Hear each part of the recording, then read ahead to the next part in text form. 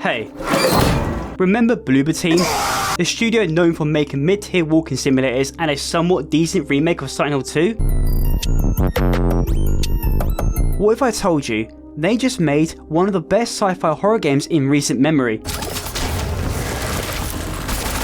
Sci-fi horrors have been kinda dry lately. We've had, what, a solid Dead Space remake? But come on man, remakes don't count. And Callisto Protocol? Yeah, we don't talk about that one. Well, no need to worry, because Bloober just dropped something that completely caught me off guard. This is Cronos, The New Dawn. A sci-fi psychological horror with one of the most original stories I've seen in years. And remember, this is Bloober team we're talking about here. Cronos is a brutal survival horror set in a post-apocalyptic Poland, where an unknown virus has wiped out the world, leaving only monsters and a mysterious organisation trying to rebuild what's left. But let's not get ahead of ourselves. As you can see, this video is pretty long, so let's not waste any more time and begin our vocation. Listen to the will of those who will not speak. And if the tools are not willing, they will be.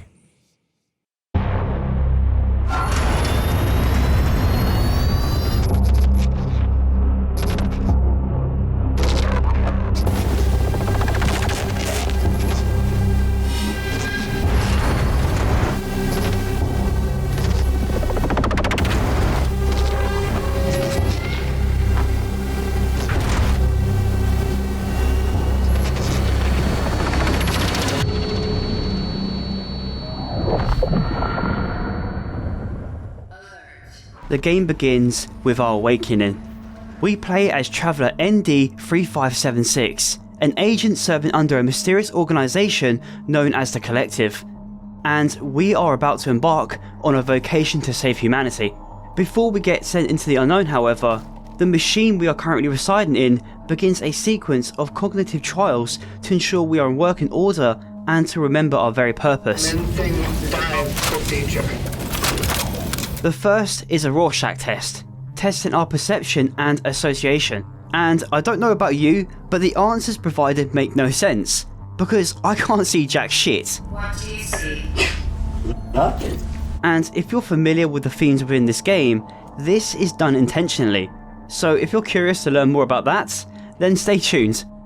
The second trial is to help us understand our purpose on this mission. We are provided with two answers for this question, and neither of them are wrong, because we technically do both, but the main mission is to bring the selected targets back to the Collective. This is followed by a series of baseline questions to test our reaction time and concentration. Eternity means the infinite time that never ends. Eternity. Endless. Dark. Dark. Trial completed. Once the trials have completed, we pick up our standard issue weapon and finish our awakening. That is our calling. Such is our calling. The mission is to locate our predecessor and continue where they left off.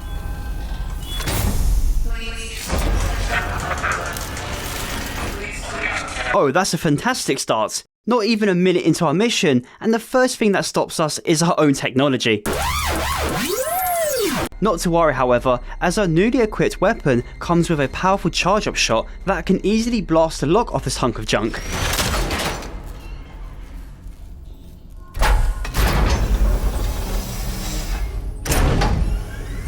Stepping outside, we finally set our eyes onto the very world we are trying to save. And I can't think of anything more hopeless. It's completely void of any life, destroyed by something that's even above our comprehension. The ruins are shrouded in a thick otherworldly fog, making this look like a completely different planet. Almost everything is dead. So why are we even bothering to save it? There isn't anything left to be saved. Well, if it wasn't obvious, we are clearly not of this world. The intro implies we are either from a different universe, or maybe even alien.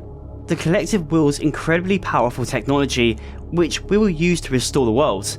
We don't find out exactly what this is just yet, as we haven't reached that point in the game, but the overall design of their technology is very alien looking. Which brings me to the suit's design, or as the Collective call it, the phylactery. At first, I thought the character design looked kinda ridiculous, but the more and more I played the game, the more I realised it's meant to look mysterious, unorthodox and otherworldly. We are not meant to understand who or what we are just yet, but the mystery does slowly unravel the deeper we go. Another thing to add is the overall movement too. It feels slow, heavy and mechanical.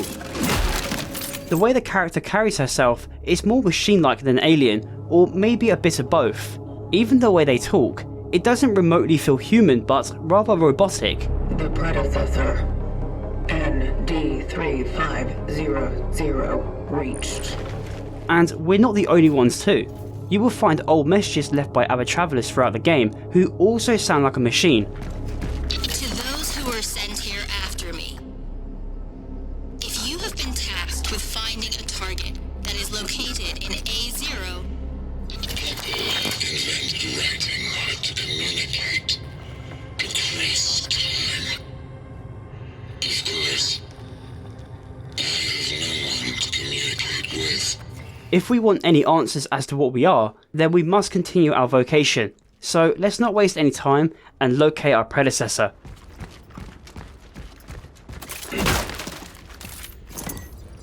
Oh, and there goes the frame rate. This game looks beautiful, but I can't say the same for the performance unfortunately. This game was made on the dreaded engine Unreal 5. Yeah, it gives developers the ability to make their game look amazing, but my god, the performance cost sometimes makes the whole thing pointless. How are we supposed to appreciate the graphics when the game can feel like a slideshow sometimes? Look, I'm all for developers using an engine that allows them to achieve visuals like this with ease, but please, for the love of god, optimise it. Between here and the predecessor are a bunch of ruins we'll have to navigate through, giving you the opportunity to scavenge for ammo and other important resources. If you've ever played Dead Space or any Resident Evil game, this should feel very familiar. However, ammo and health packs are not the only thing you will need to worry about. Resources in this game are incredibly scarce, but to help sustain your supplies is the ability to craft. It functions in a very similar way to how it works in the modern Resident Evil games, so you should feel right at home. But choose what you make carefully. This game is nothing like your typical survival horror. At times, it can be very tricky, and allocating resources for certain areas will play a key role in your survival. Different items will require different ingredients, or maybe a mix of both, and I will elaborate on that when the game introduces new items to us.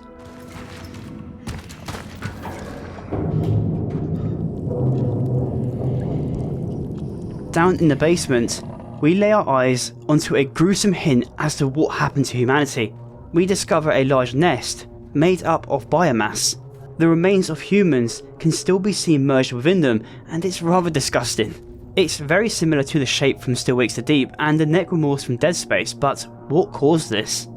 Well, the root cause of it is still unknown to the collective, but we do know in 1981 a mysterious disease began to spread throughout the city and it mutated people into monsters. The thing is, this game never gives you a clear indicator what year we're in now, but it's safe to say this is far into the future. Shortly after discovering the biomass, we have our first encounter with one of the monsters. And that was really underwhelming. Just a generic fucking jump scare. This thing was once human, but is now referred to as an orphan. Yeah, I have no clue why they're called that, but let's just roll with it. This version we are fighting is your bog standard. They don't do anything crazy and aren't a huge threat to you when they're alone, but in groups, they can be trouble. There's no unique name for this one in particular, but every single one you encounter will look uniquely different. However, they all do have one trick up their sleeve, which can make even the weakest ones more deadly. So it's a good thing we were equipped with this. The sword MK1615. It's the standard issue for a traveller, and wait, it's not dying? What the fuck? Okay, so the monsters in this game can be very bullet spongy, which makes resource management much harder. What makes it worse is the fact there's hardly any scenarios where you can just run past them. Thankfully, most weapons can charge a shot to deal double damage, making headshots the best strategy. One thing that makes no sense to me, however, is the only downside of a charge shot is, well, you have to charge it up. It still only costs you one round, so there's really no reason not to use this feature.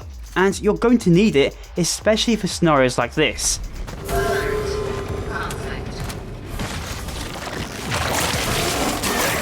The orphans have triggered a lockdown, and the only way to release this is to fight until every single one of them is dead. This happens to ensure the nests don't spread beyond the path, because previous travellers have worked really hard to pave the way, constructing various equipment for us to use and to ensure the mission is easier for the next person. As you're fighting, the game begins to show off a new mechanic known as merging.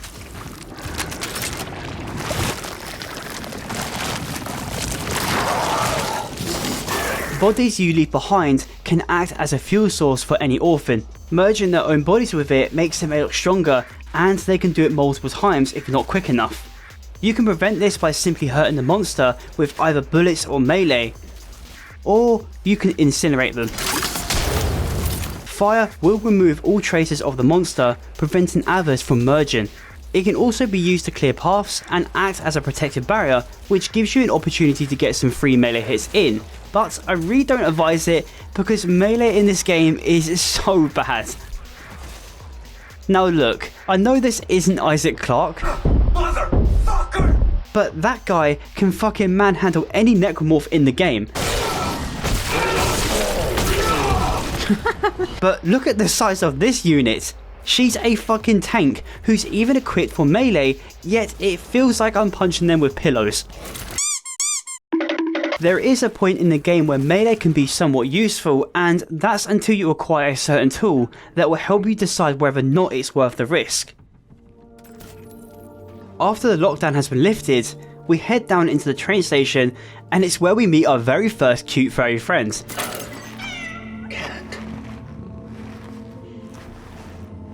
Little is known about how cats have managed to survive in a world like this, but they can be found throughout the game and will leave behind a gift for you when you rescue them.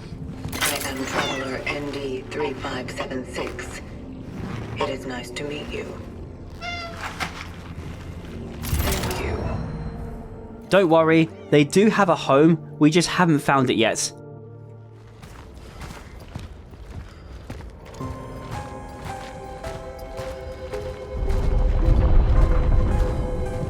This is New Dawn, a fictional city in Poland that is loosely based on the city of Krakow. And if you know your history, the 1980s wasn't exactly kind to Poland, mainly due to the fact that it was plagued by something far worse than these monsters: communism. The Soviet Union unfortunately had their grubby hands on this country, and this game does give you a rough idea what life might have been like during that period.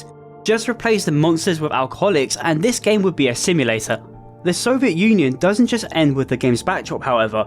There are a bunch of communist themes involved with the story and characters. But what I love about the aesthetic of this game is how it blended 1980s Poland with alien looking architecture and technology, giving it a very unique look. Almost like it's a dying world trying to be repaired or preserved by something from outer space. Nice reference to The Medium? Yeah, that's one Bloober game we do not talk about.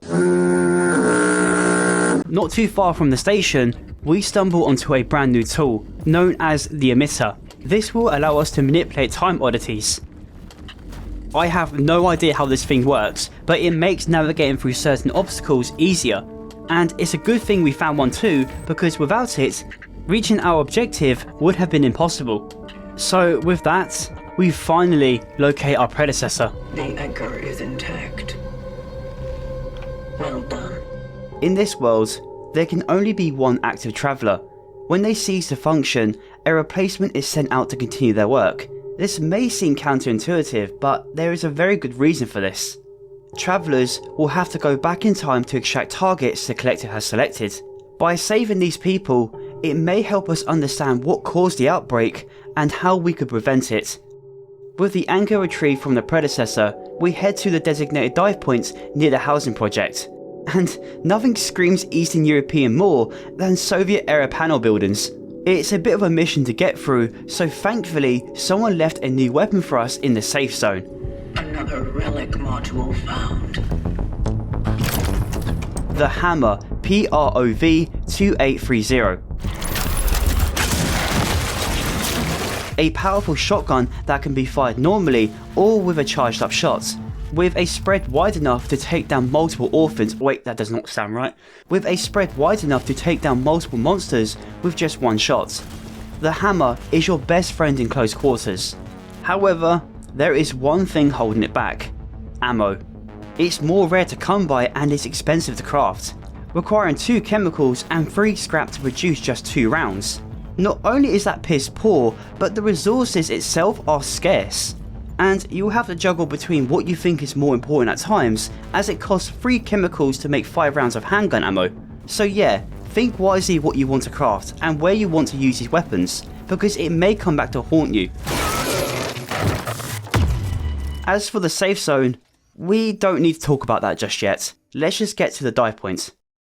The apartment complex is just through the public yard, but to get where we actually need to go requires a bit more work. The only way up to the dive point is with this elevator, and of course, it's been chained up. We obviously need a pair of bolt cutters, which I do find funny. We're from a place with technology humans wish they had, yet we don't have a tool to break a chain. Even better, we have a pistol capable of breaking the fucking lock on the pod, but no, it can't bust a chain. Some weird logic, but okay. I love some good old fashioned item fetching anyway. The tool shop is only back outside, so it's not that much of a hassle. Oh. The geezer has left his keys in his apartment, so we have to backtrack all the way back up, and it's here we discover a different kind of monster. Getting too close to these things will cause them to explode with acid, doing a good amount of damage if you get caught in the blast, and will leave behind acid on the floor, which will deal more damage over time. You can easily bypass these things, however, just by simply triggering them, so they're not really a threat. But these ones clinging to the wall are not the only ones you will encounter. Eventually, you will encounter ones that will either crawl or jump towards you. These buggers are the ones you want to be careful of. You can still bait them into exploding, but it's not that easy. Despite that, I recommend always trying it because it can save you a bunch of ammo. The key we need is up in their nest, and they aren't too keen on unwelcome guests. But that's the least of our worries. Upon entering the apartment complex, something begins to speak with us. Something is here. A voice speaks out, asking where is she? This could be a strange anomaly coming from the dive point, since that thing is pouring out a lot of energy. Maybe we are hearing voices from the past, but that isn't the case. Further up the stairs, we see a very unique monster.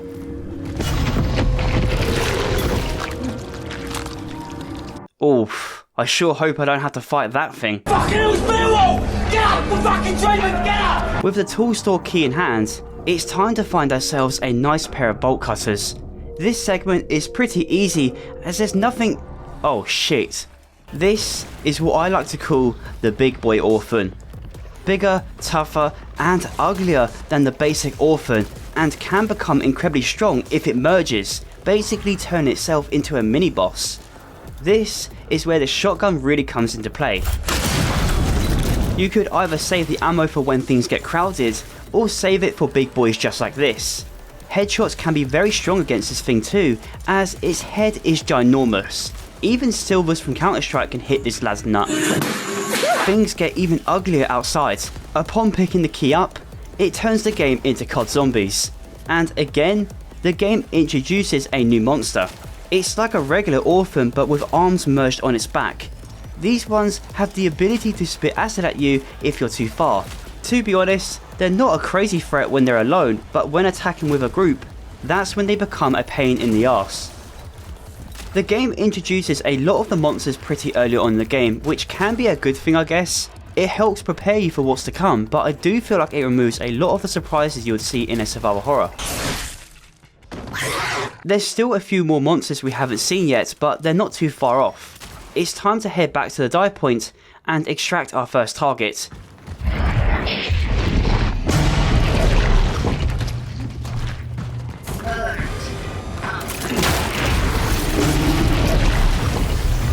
Okay, I have no idea what the hell this thing is called, but as you can see, it does not look like any of the orphans we've encountered previously. The fact it's talking to us suggests it might be something else completely different, most likely a byproduct of the time rift that was created just above us. I'm going to call this thing Ouroboros. Why, you may ask? Well, because it looks like it was ripped straight out of Resident Evil 5. Funny enough, it functions the same way too. The only way you can hurt the Ouroboros is by exposing it to fire. What? This reveals those iconic orange weak points you see in every other survival horror game. If you're out of torches, not to worry. This game is pretty generous with providing more than enough barrels in the arena. For a boss fight, it's rather easy on hard. This is mainly because the arena is easy to navigate without getting cornered, and there is more than enough supplies within it to kill the monster.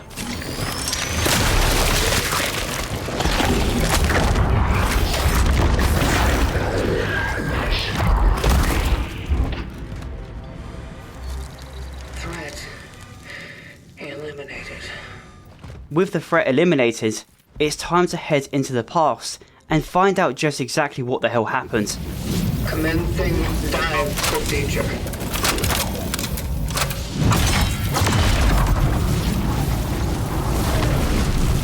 Initiating the anchored frequency synchronization.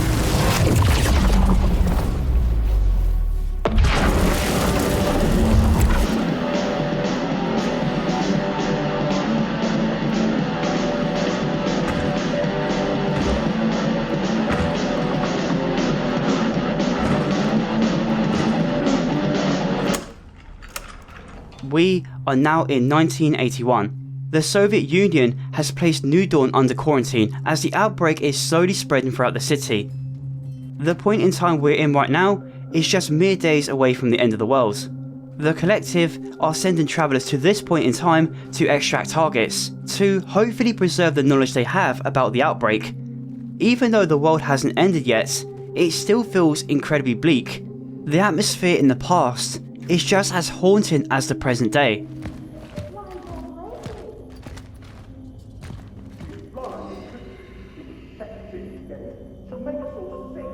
People are dying to an unknown illness with no hope in sight, and the fact the Soviet Union has the city on lockdown, there's no hope for escape either. What's eerie about the transitions from the present to the past is that the game gives you a glimpse of both a destroyed world and a struggling one. You don't spend much time in the past, but it's enough to get an idea how fucked the world really was at the time, because there was no way they could have prevented this. However, the Collective being the kind souls they are, they're here to save it, starting with our first target, Edward. The dive point was placed right inside his home for convenience, but he is nowhere to be seen, so we have no other choice but to investigate the area. The environmental storytelling in his home is superb and really gives you an idea of his mental state and the desperate situation everyone is in. Inside the speakers scattered around, you can find hidden stashes of food, most likely to hide it from his neighbours just in case they break in to steal it. In the beginning of the game, you can find a notice from the Soviet Union telling citizens not to throw away food and to share it with their neighbours. The problem with this is that this was announced around the beginning of the quarantine, and based on the notes you can find, everyone was stuck at home for a month. The city being on lockdown most likely means food wasn't being produced nor imported in. People may have started running out and resorted to stealing from their neighbours. Either that, or Edward was extremely paranoid, and that is a possibility. One thing we learn from Edward is that he's borderline schizophrenic. All over his apartment is a conspiracy theory about the outbreak, linking it to the government or maybe some kind of Illuminati.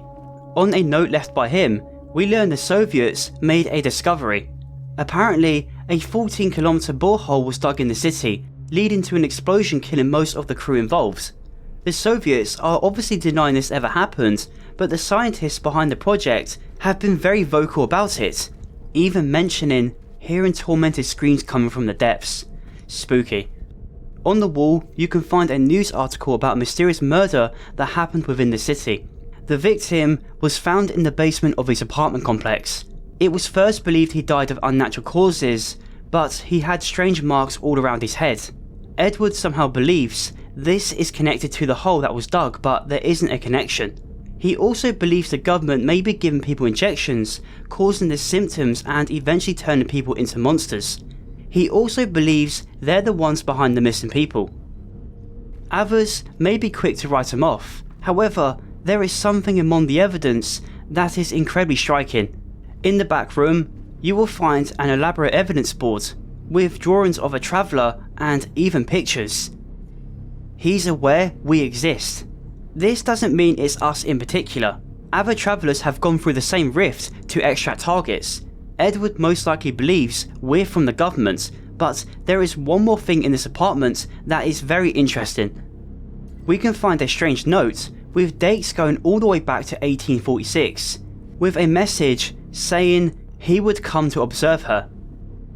This note is very weird and raises a few questions. The latest date is a bit of a mystery, so we'll ignore that for the time being. If Edward is talking about a traveller, then how long has he been investigating this? This goes way back before the outbreak, and this implies he's seen them at a very young age, which makes the latest date weird because he wouldn't have existed then. But there's an even bigger question. Why is the collective sending travellers this far back? Edward obviously isn't the most reliable person when it comes to accurate information, since most of it appears to be speculation, from what we know at least. From the safe within the same room, we learn Edward has taken shelter in the tunnels just below the apartment complex. It seems like he tried to bring others down there with him, but people just think he's crazy. So with that, it's time to go save him.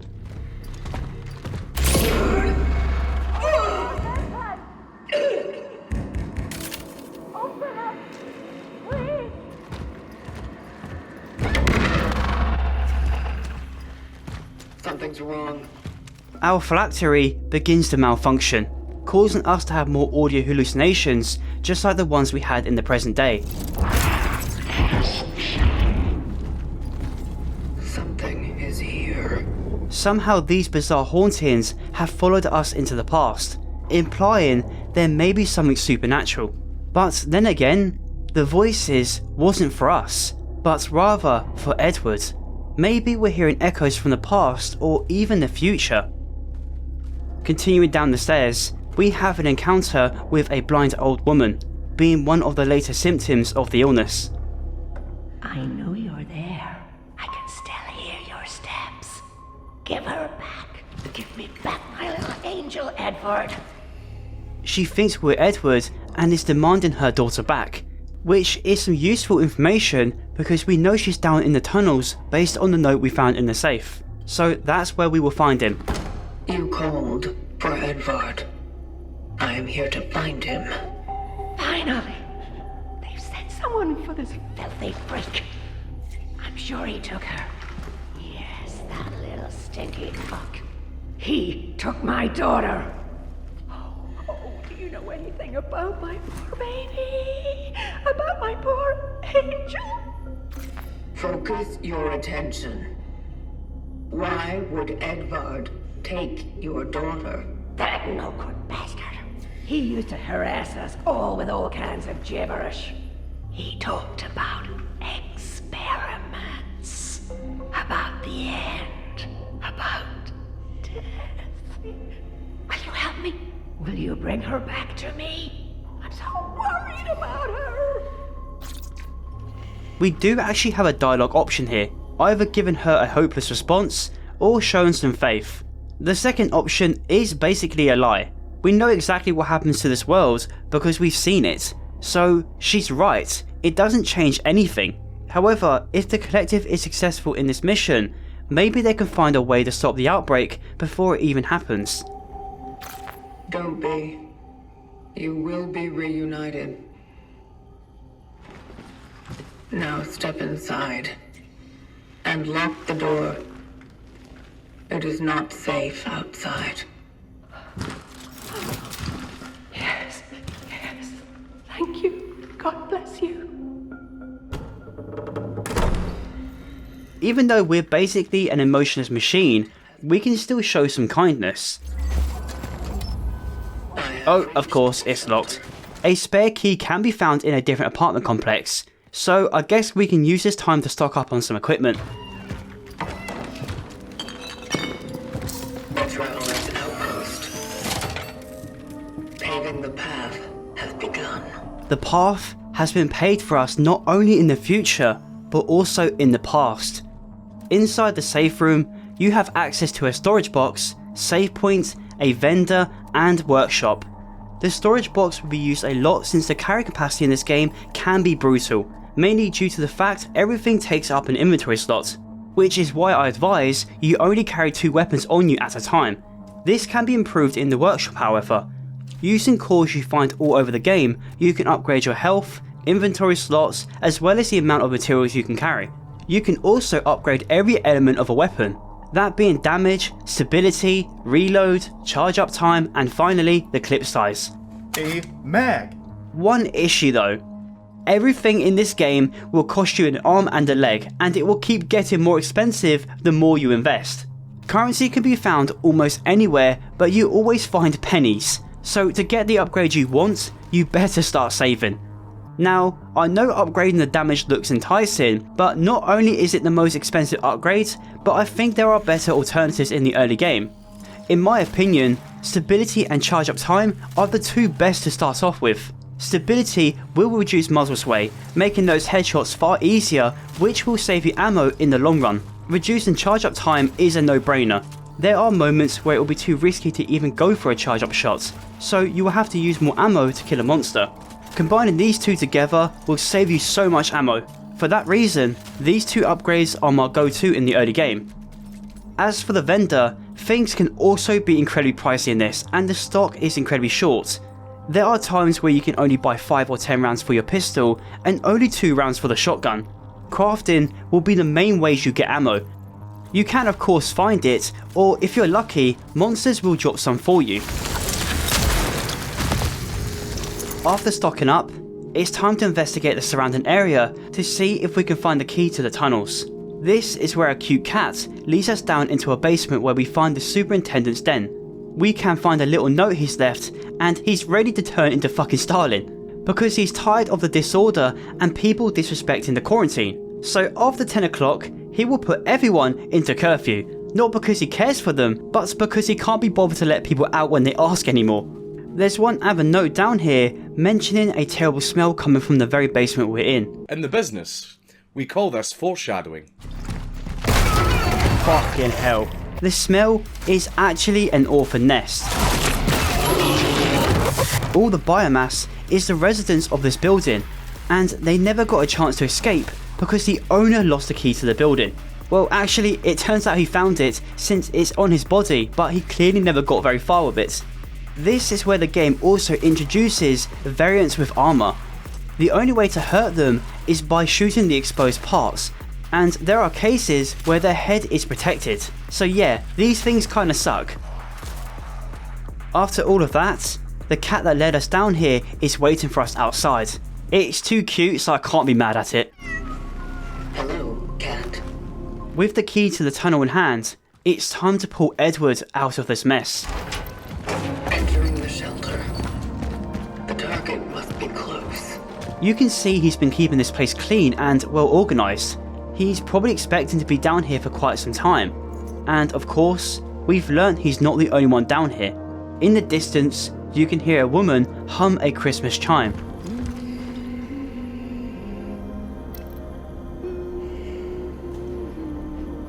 Which is kind of tragic. The outbreak just happened before Christmas, so kids are not getting those gaming PCs. You tripping, bro. You tripping. Edward, did you get the... Ah! Stay away! Stay away from me! Compose yourself. This is Angela, the daughter of the old lady we spoke with earlier, and Edward's friend or love interest. I don't actually know, but he seems to be very obsessed with her. I'm not here to harm you. What are you? What do you want? Edward Wisniewski. She has no idea what we are, despite hanging around with the biggest nutjob on the block, but that doesn't matter. She's not important. What are you talking about? Keep her hands off her, you! right all along! I knew you were real! Edward, are you crazy? Do No, something! Listen! It's the government! It's one of them! One of them? Not this again. I've had it. Fuck this bullshit! Angela! Angela, stop! What are you doing? I should never have come here with you. No, Angela! Let her go. She can't be saved. She does not matter. But it's dangerous outside. The disease! Everyone outside is exposed! That's why I brought her here! It wouldn't change anything. She does not matter. She matters to me! I wanted to protect her! At least her. To preserve one thing dear to me in this whole wide fucked up world! Ah!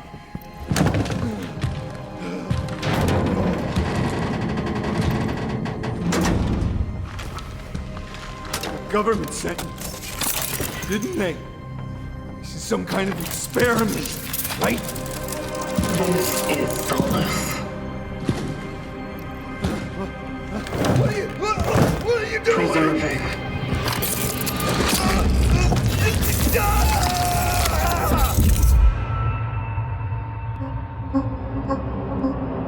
Yeah, the Collected had a different thing in mind when it came to saving them. We are instead preserving their memories. Edward is a key figure in this disaster, and it's why he was selected.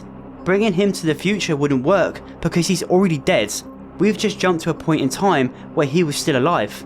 Preserving his memories is the only option we have. The Collective call it their essence, which does get explained in a little bit. We just have to bring him to the terminal that's located in the very train station we've already been through. This is just a backtracking segment, but there are some interesting things to see on the way back. This bizarre anomaly, for example. It's a memory belonging to Edward. Angela, what's going on with the Steelworks? All that stuff I was rambling about, it started whether you believe it or not. It's an argument between him and Angela. He continues to push his conspiracy theories about the strange disappearances and thinks the government is doing experiments. They've begun experimenting on people. This martial law is simply to keep everyone in line. People are disappearing, Angela. We're being monitored at all times. Edward, you sound like you're having an episode. I'm worried about you. You can find a note down in the station regarding all the missing people, and even the police are in panic. There's a potential chance Edward is right about this. The information is useless to us right now, but we do learn one important thing. The origin of the outbreak was at the Steelworks. If we want to learn more about this place, we need to head into the terminal. But before we do that, don't forget to use those bolt cutters. Even though it helped us reach the dive point, they're still very useful afterwards. Throughout the game, you will find many places chained up and storing good amount of resources for you to find, and trust me, finding these rooms is vital. Some contain cores for your phylactery, and some contain important information. I recommend keeping the bolt cutters on you at all times. Yeah, it takes up an inventory slot, but it will save you from running back to the safe room to pick them up. Hello there.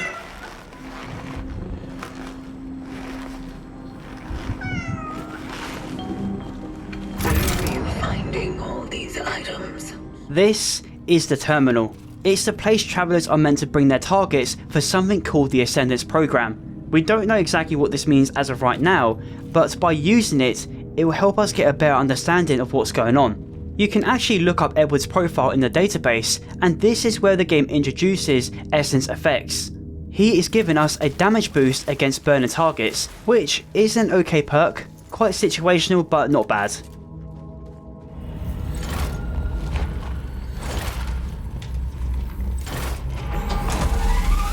Beginning the Ascendance sequence.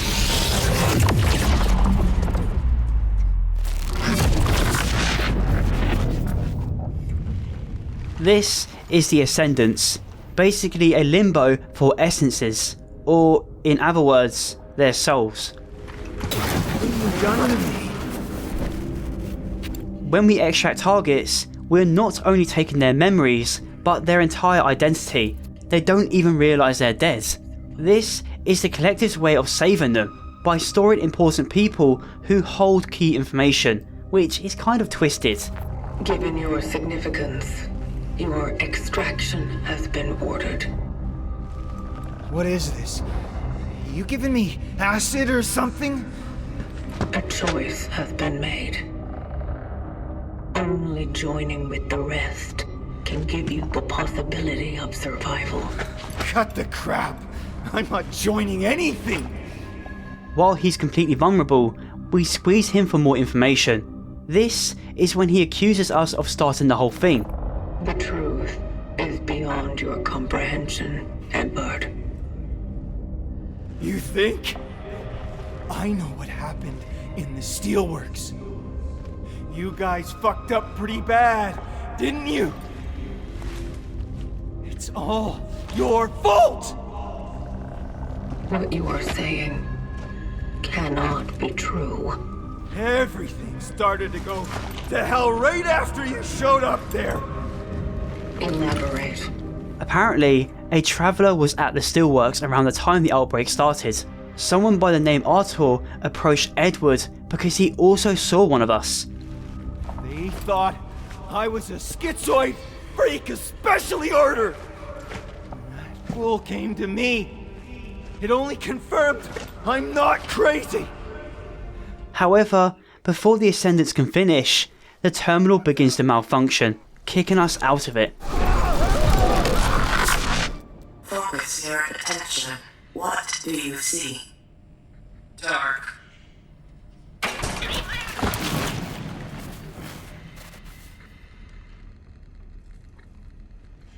Scared. This is where our character feels fear for the first time, something that shouldn't even be capable. Travellers are essentially dehumanised warriors fighting for the Collective, making them the perfect tool for the task. But messing with the past is beginning to affect our phylactery. After collecting our thoughts, we find ourselves in someone's room, along with the very cats we saved. This is where we meet the Warden. You almost fried there. Good thing I was around. Now, how are you holding up? He's not a traveller, but rather an engineer for the Collective. He's the module who essentially keeps watch of all the equipment, but based on his appearance, he's been around for some time. Take care of them. Well, at least I did. Before something stopped the Traveler's awakenings. Stopped the vocation. It's been an awfully long time since someone tried to use it. And to be brutally honest, I didn't think the Collective would send anyone else. He is the only one left. Right at the start of the game, you can actually find a message left by him.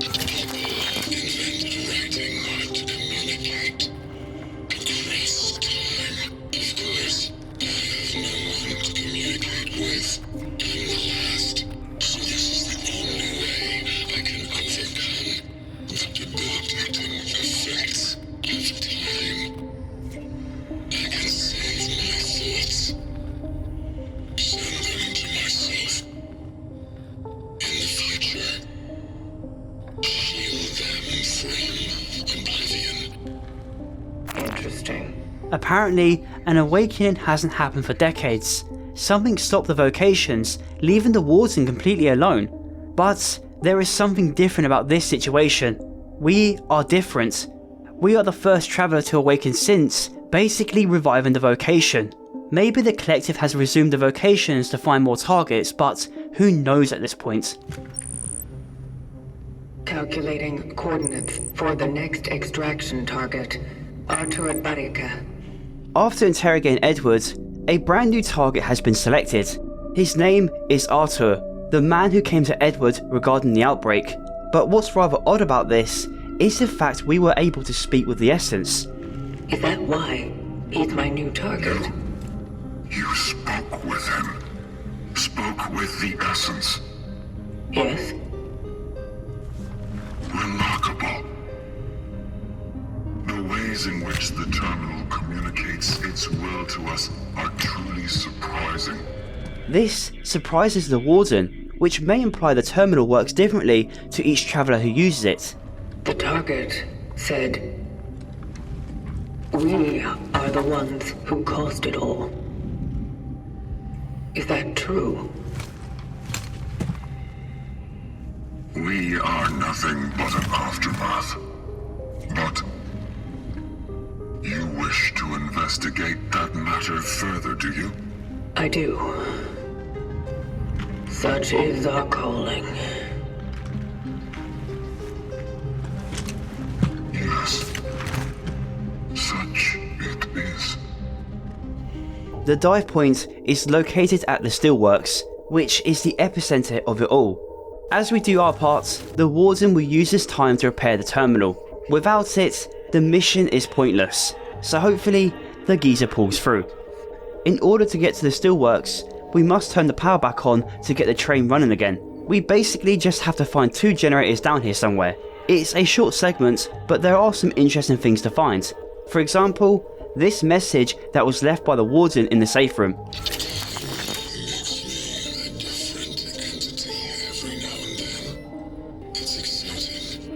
After spending so much time alone, time has changed him, yet he finds the change in his cognitive function exciting, despite it making his work harder. This will become more relevant later. We can also find a new tool that will make survival somewhat easier. This integrity scanner will allow us to see the health of the monsters, which is useful for melee. If you see the monster's health is red, it might be worth saving some ammo by punching it instead. The scanner can also be used to check if monsters are sleeping. Getting the power back on can be tricky since a nest has been formed down here. The moment the power is back on, a lot of those that were sleeping come to say hi. What the fuck is this piece of shit? Once we're on the tram, there's a little surprise for us.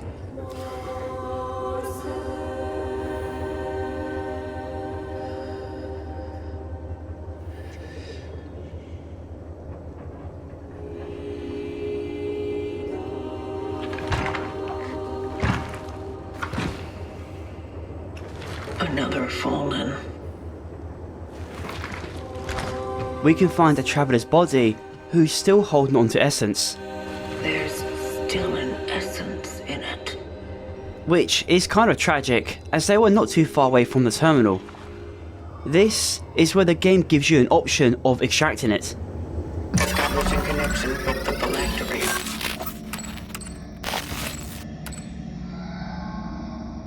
The name of the person is Lydia Marzek. This is important to note because throughout the game you see a missing persons poster belonging to a child named Marcel Marzek, her son.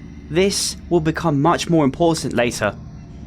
You don't have to take the essence if you don't want to, but you are missing out on a nice perk.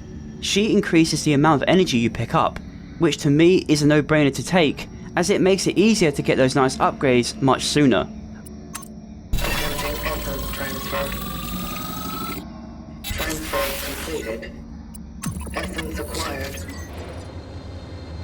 Arriving at the Steelworks, we lay our eyes on the epicenter, and it's haunting. The place is shrouded in what looks like a sandstorm, but the orange glow from the hole that was drilled here gives it a very hellish look. Edward did have a note in his apartment calling the hole a well to hell. Honestly, his description isn't far off. This place is incredibly oppressive, and will be a real test for us. A lot of the workers were held here against their will once the outbreak started, and many were killed by the Soviets just to keep it under wraps. It basically turned into a prison for the workers. The dive point is somewhere located near the centre, but in order to reach it, we must make our way through the Steelworks. This place kinda plays out like something you would see in a Resident Evil game.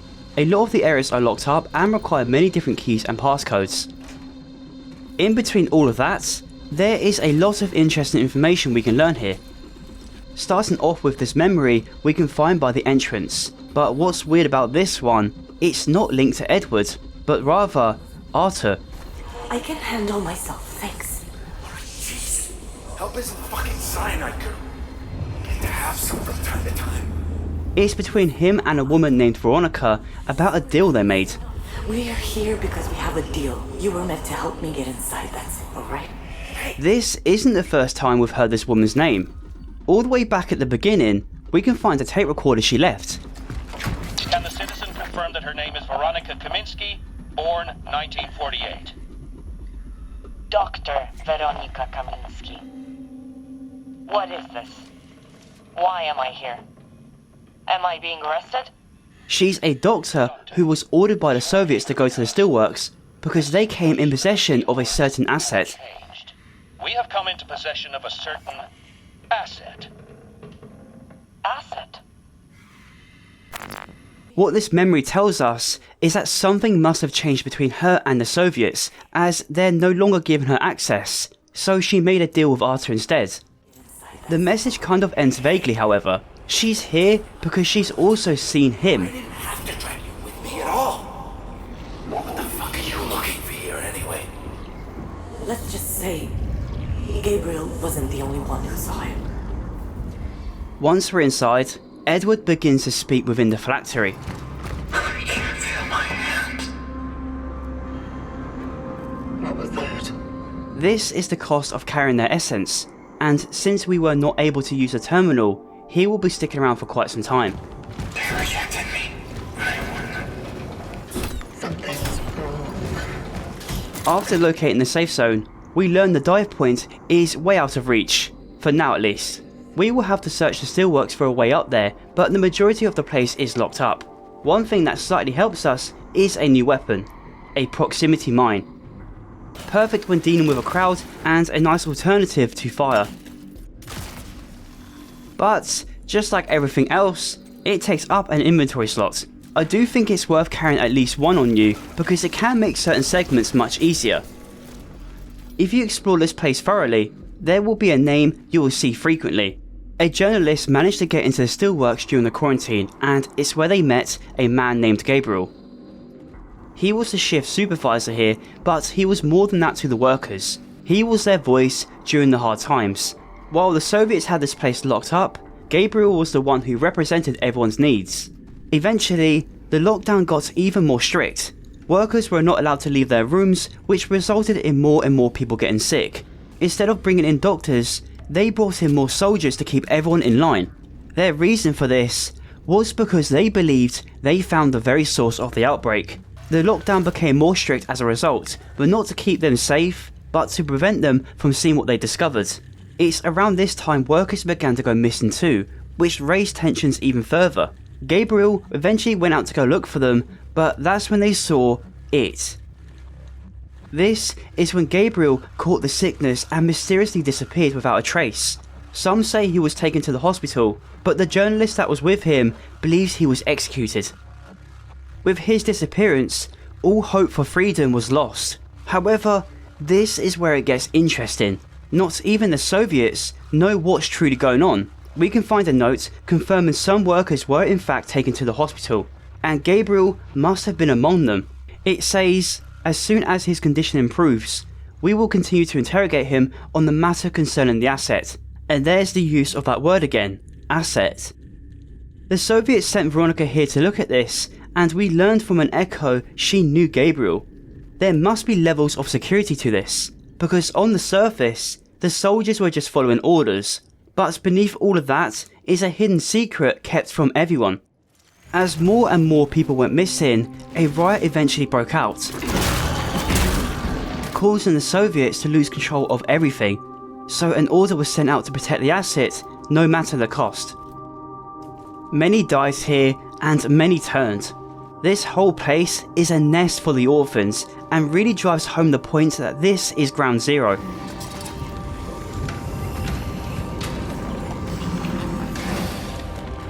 It's haunting in some areas. The main quarantine zone is just filled with sleeping monsters and large biomass that stretches across the entire facility. It's honestly one of the hardest chapters in the game simply because of how many there are. Resource management is so vital here, but it's a good thing the game decided that it was time for a new weapon, the dagger PS3713. It's a modified version of the sword, And why exactly is this the best gun in the game? Well, let me explain. It has a high base damage, good fire rate, and the stability is great, making those headshots far more easier, which is obviously important for saving ammo.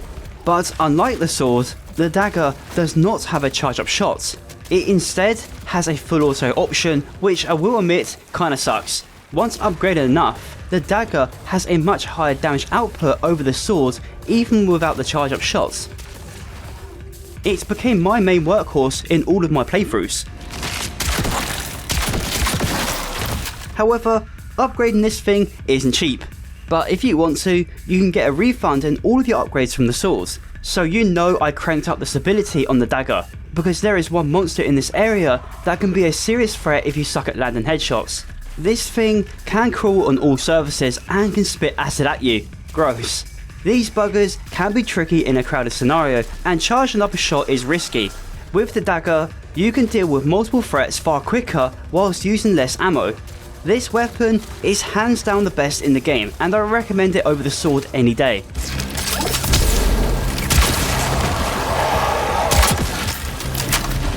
Once we've reached the isolation zone, you will find several messages left by a doctor named Zybert.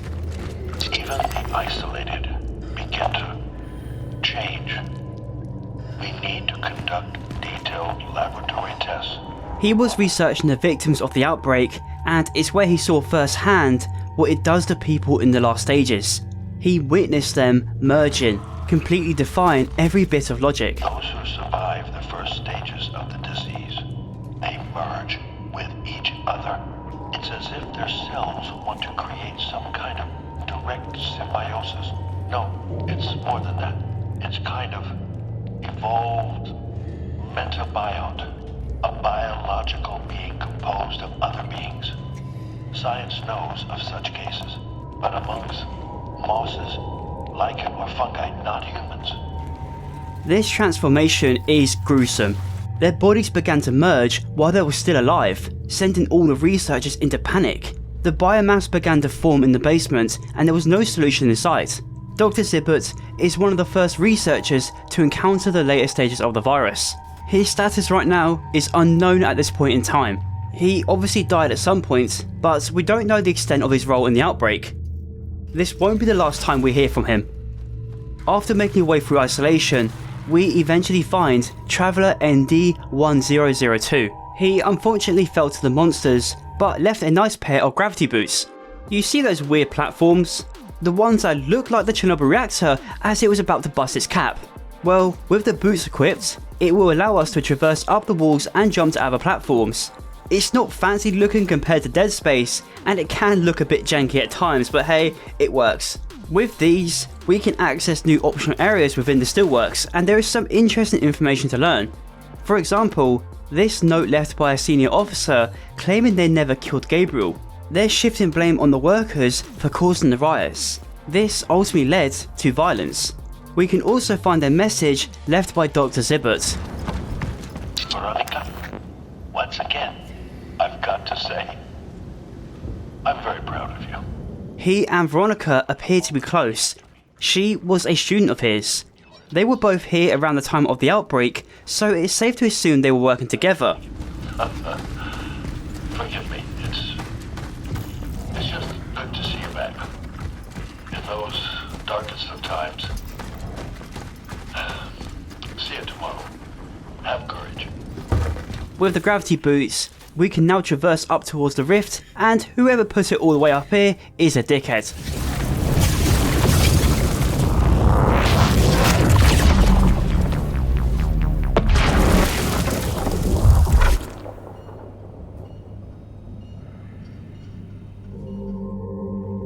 Yet again, we are now back in 1981, but this time, we are right at the beginning of it all. It's pure chaos. The outbreak is at its peak and it's working fast. No one within the steelworks was able to escape. Despite everyone getting slaughtered, the rift created gives us an opportunity to be a bit nosy. By doing that, we discover this. Taped interview 17. The subject struggles with speaking clearly. It seems to me his... Doctor, you are not here to make conjectures about the subject's well-being. You want to come down here and swap, Sergeant? You're out of line, Doctor. Ugh. Please help me out here. Don't make it any more difficult. What do you expect of me? The asset is a traveler. Start answering questions. Ask them. What is this illness? How do we stop it? You can't. What has already happened cannot be changed. He was somehow captured during his vocation and was held captive in this time period, which is a no-no for a traveller. They studied him, trying to learn his purpose and why he's here exactly and how they can stop the outbreak. But what's interesting, however, is that the traveller doesn't even understand his own purpose. Yeah, I've noticed. What is your part in it? What is your mission? My vocation. Yes. What's the point of it all? Are you to save people? Or to harm us? I, too, would like to learn that. That is... a traveler. Captured. Why did he let such a thing happen? He's not sure why he's even there in the first place, which does challenge our own purpose. It implies the whole vocation is more than just saving humanity, for better or for worse. The Traveller was held in a cage for God knows how long, even before the world ended. The Kremlin eventually got involved with the matter and wanted to question the Traveller themselves, but it's clear they never got the chance. Researchers even tried to reverse engineer him, and just like the virus, what they discovered defies every bit of logic. He is simply above human comprehension. One other thing we can discover here is this torture chamber. It turns out Gabriel was in fact captured and beaten. This was not only kept from the workers, but even the military.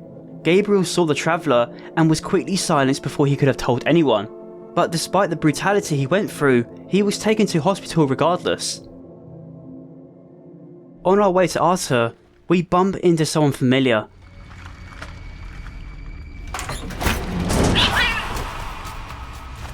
Don't shoot! Look, I worked here, all right? I just want to get out. This is Veronica, one of the doctors who's been questioning the Traveller. She obviously knows what we are and is clearly hiding something from us. They're convinced we caused the outbreak, so we're a threat to them.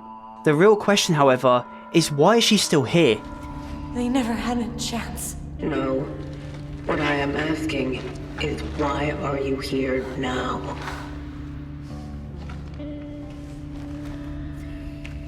Please just let me go.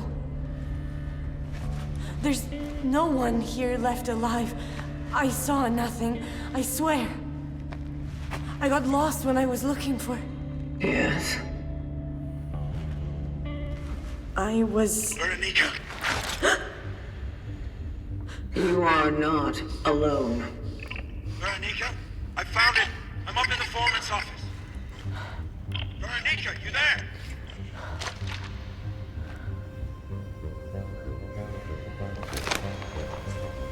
Artur, listen to me. They're here! Run!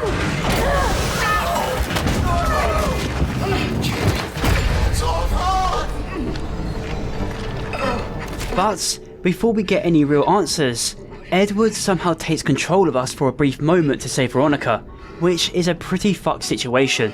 If the essence within us is capable of doing this, then who knows what else they're capable of. Our phylactery is compromised, and we don't even know why. Outside is pure chaos. The virus is rapidly spreading throughout the mill, and it's completely hopeless. Humanity never had a chance. Even with a Traveller captured, they still couldn't figure out a way to stop it. This doesn't suggest we're the ones responsible for this mess though. The Traveller who was captured had no knowledge of this virus. The only thing he did know was that humanity was doomed. He came for a target and he failed. That was the end of it. Further into the steelworks, we can find a safe room that was most likely built by the traveller who was captured. Inside, you can read a note from a soldier regarding an officer betraying his unit. And the name on the note is important. Officer Marzek, the husband of Lydia Marzek. This may seem insignificant right now, but it's important for later. Before we confront Artur, something fucking ugly decides to block our path. One ugly motherfucker. Now, I know he looks scary, but once again, this game was far too generous with the explosive barrels. You can basically lead this idiot into them and save so much ammo. The boss fights in this game are pretty lackluster, I will admit. There's only one in the game that's noteworthy in my opinion, but it doesn't happen until much later into the game. It's not that they're bad, they're just too easy.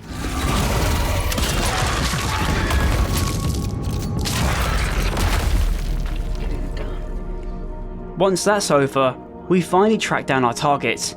And here's the twist. Not only does he know Gabriel, they're brothers. So why has the collective chosen Artur over Gabriel? From what we've uncovered, Gabriel clearly knows far more about what's happening here. The answer is simple. Gabriel is corrupted. The collective only extracts those untouched by the virus, and he's long past saving. Artur Barika. You brought that on us, you fuck!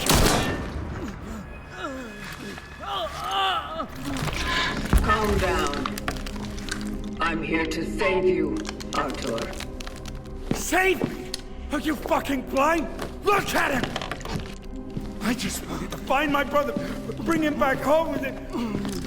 Fuck! Compose yourself. No. He is not the target. You are. Me? He was the one who saw you back then. He was there when you started all of this. And yet, you are the one chosen to join. Fuck I am. But then, things get complicated. Look! What he's been doodling all the time. If you want me, why do all this to him? Why make him fucking sick? What for? I don't. I didn't. Okay. Let's try something else then. He goes with you. Yes, I'm going to hell. Don't do it! It's your fault! Don't you fucking understand? Artur gives us a choice. He begs us to say Gabriel instead. He believes there is still hope, that somehow we can fix him. What he doesn't realise is what happens during an extraction. He's desperate enough to stake his own life on it. We either obey the collective and extract Artur, or do the humane thing and ease Gabriel's pain. He obviously won't survive, and we have no idea how much of the essence will remain since he's infected. I, in the end, selected Gabriel because it's worth the risk as he's holding onto a lot more information, traumatizing Artur in the process.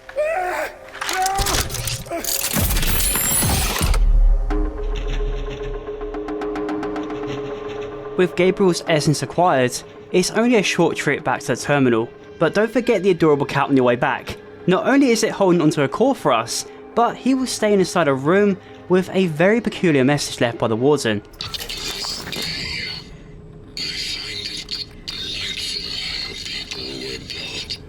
He's fascinated with life and death. He envies the fact humans eventually expire and what they do in their lifetime.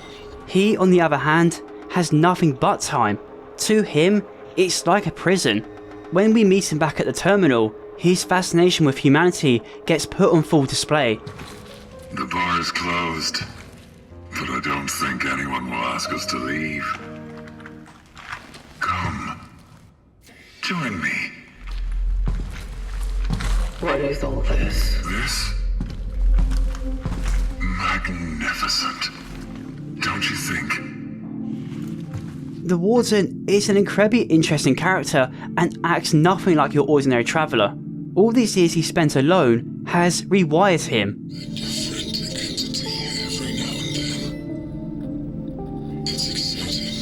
He's trying to act like a human. Our work is to save them, not admire them.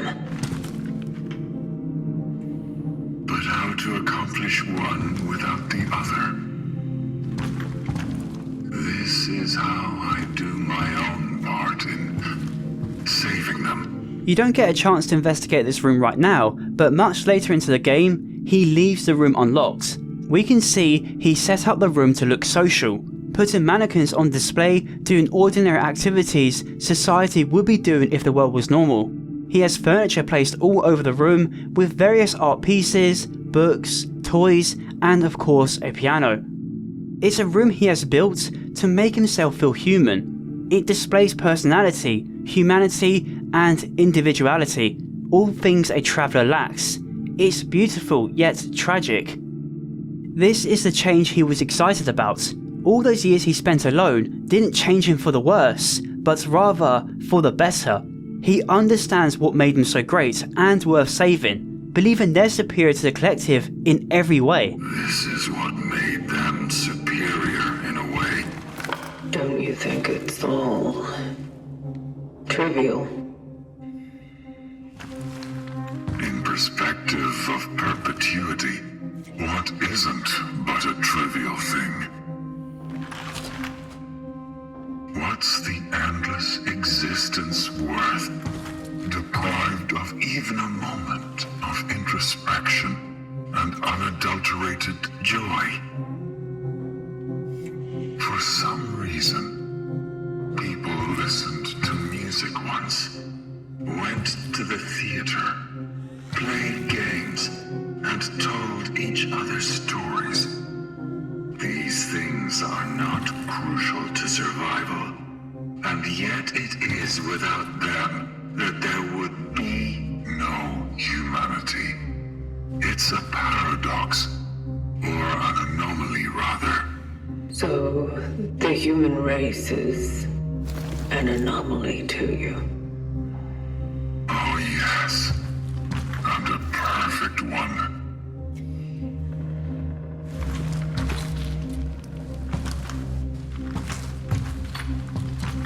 Listen. The Warden begins to play a tune for us, which we can visibly see from our reaction. It's affecting us.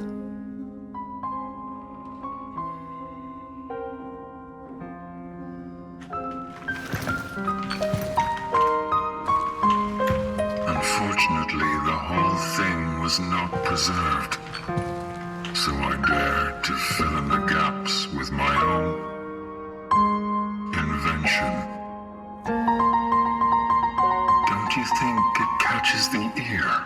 He's learned how to play the piano, and what makes this even more of a shock to us, he's added his own twist to the song.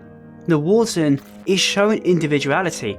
Despite what he knows, this was something that was discouraged by the Soviet Union. In fact, this game dives into a bunch of communist themes, the steelworks being one of them. The workers started an uprising due to their rights being stripped away from them. The whole place essentially turned into a gulag to suppress any information from leaking out. Gabriel, being the voice of the people, was silenced because he wanted basic rights for himself and others. It wasn't uncommon for political figures to be silenced by the Soviet Union.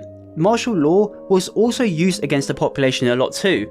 By doing this, they prevented people from starting an uprising. The media was also heavily controlled and censored, just like how the virus was played down by the Soviets. It is nice, but you are wasting time. Wasting? To waste something you barely have. Isn't it something grand? When can you value the time you've been given the most, if not here and now? When your time is linear and finite, its entire concept may differ from the one we've been taught. This is what made them superior in a way.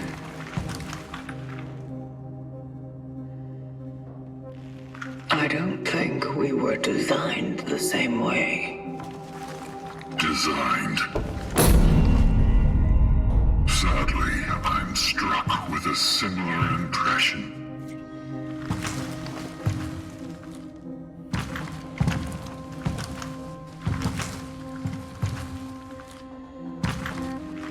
You really got affected by them. Too late for what? To do something about all that. But you still have a chance. Not without the terminal. I've switched it off. What? Why? I guess even a machine needs a rest from time to time, you know? What? Oh, calm down. I had to cut the power off while I was rewiring the whole thing. Would you kindly go to the switchgear? The upper floor. You need to find a restaurant there. Too fancy for my tastes. For a maintenance shaft location though, just fine. Our next objective is to turn the power back on, and I will be honest, this segment exists for the sake of time padding. It's a bit of a nothing burger, so let's just skip to the part where we finally talk to Gabriel. We remember. They beat us. Because of you! Oh no, please, no. Despite being extracted, Gabriel continues to feel the full pain of the infection. We attempt to press him for answers, but once again, he accuses us of being responsible for the outbreak. I know you've seen someone like me before. Another traveler. Yes, we did. We searched for the missing workers under the main furnace. We found them. The only things he truly knows is the existence of the captured traveller and the effects of the infection on people. When he entered the basement, he witnessed many of his friends being merged together, only to be experimented on afterwards. To prevent this knowledge from spreading, the Soviets captured and beat him nearly to death. He was then left in a cell without any protection from the virus, which eventually led to his infection. Gabriel also mentions Dr. Zybert, who was sent to the steelworks to treat the infected and examine the captured traveller.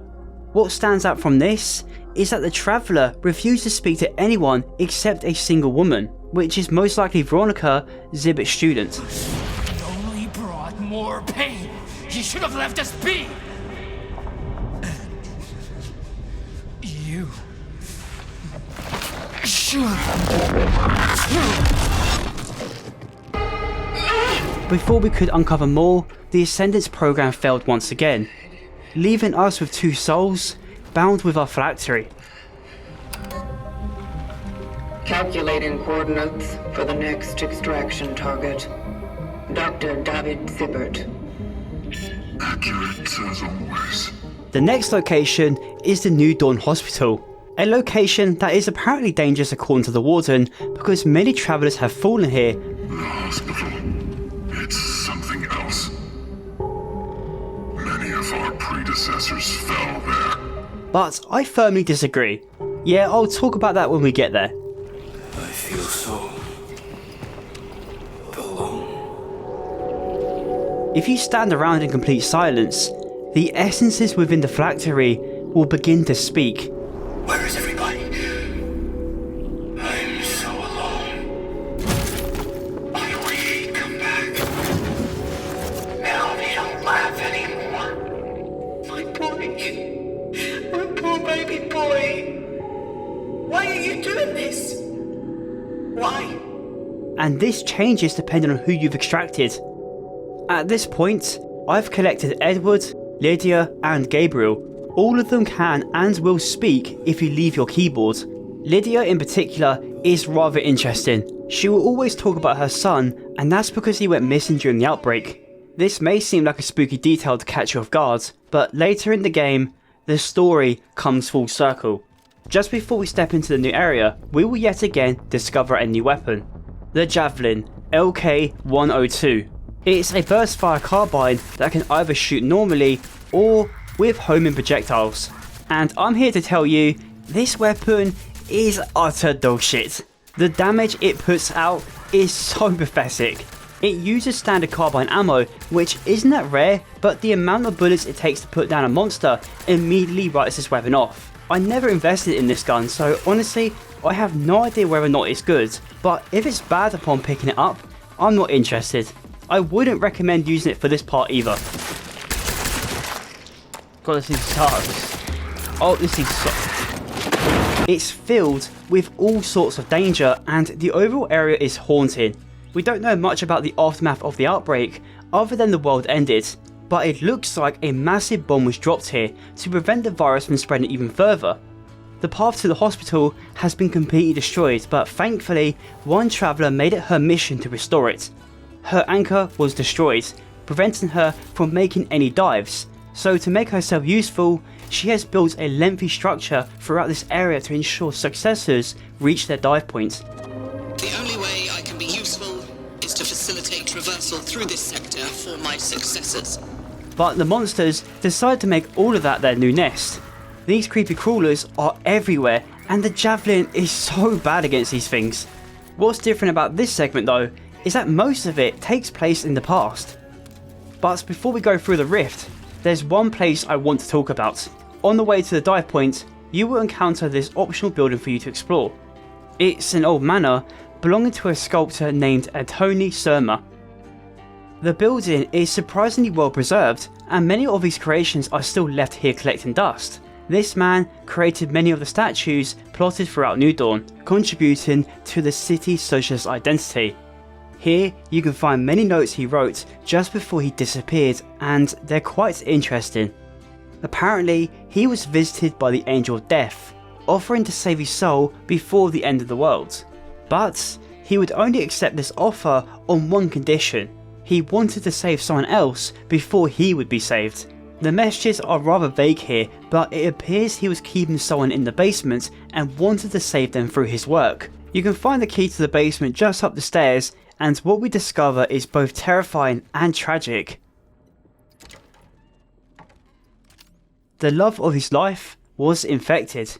This sculpture is her. She was heavily deformed and merging with other infected. He prolonged her suffering just to sculpt her. This was his way of preserving their love, and to be honest, that is quite fucked. What's even more tragic however is this. We can find his Angel of Death. Antoni was selected by the collective. Establishing connection with the phylactery. Examining the body, we can see the traveller was successful but failed to reach the terminal, meaning this geezer has been stuck inside the phylactery since the beginning, which is most definitely a worse fate than death. Just like with Lily's essence, we have the option to extract him. His soul will vastly increase melee damage, which sounds great and all, but trust me, it's still a pile of shit. For the sake of content, I took him along with me.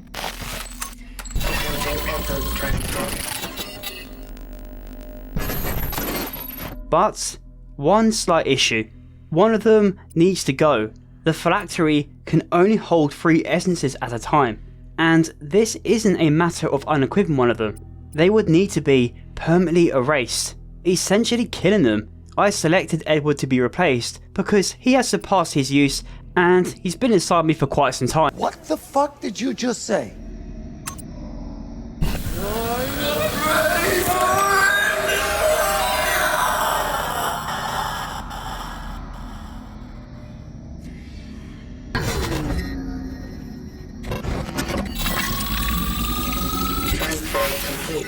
Upon extracting Antoni, we quickly learn he's different.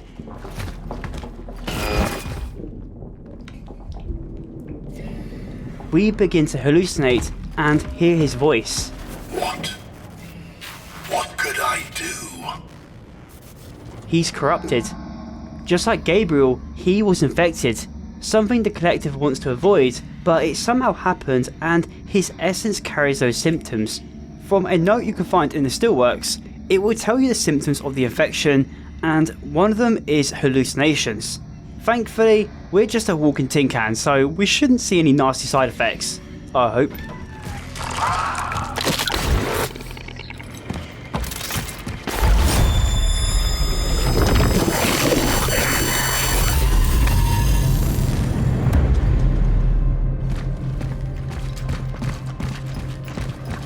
One last thing to note before we head to the dive point is this note.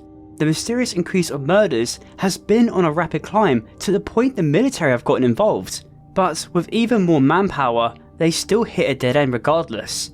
All they know is that all the victims have strange markings on their heads, and many suspects have witnessed individuals in military gear resembling diving suits. The Collective are the ones behind these murders. These are targets being extracted, leaving nothing behind but a body and the wounds from their claws. They suspect we are agents of Western intelligence. Ah yes, when something is beyond Soviet comprehension, blame the West. I mean, I'm not surprised they came to this conclusion. They were in the middle of the Cold War during this period. And if you've been living under a rock, this was basically one massive political war between the West and the Soviets. Outside the dive point, we can listen to an echo before we pass through it, and it's quite bleak. Tell Zybert we are unable to accept any more patients.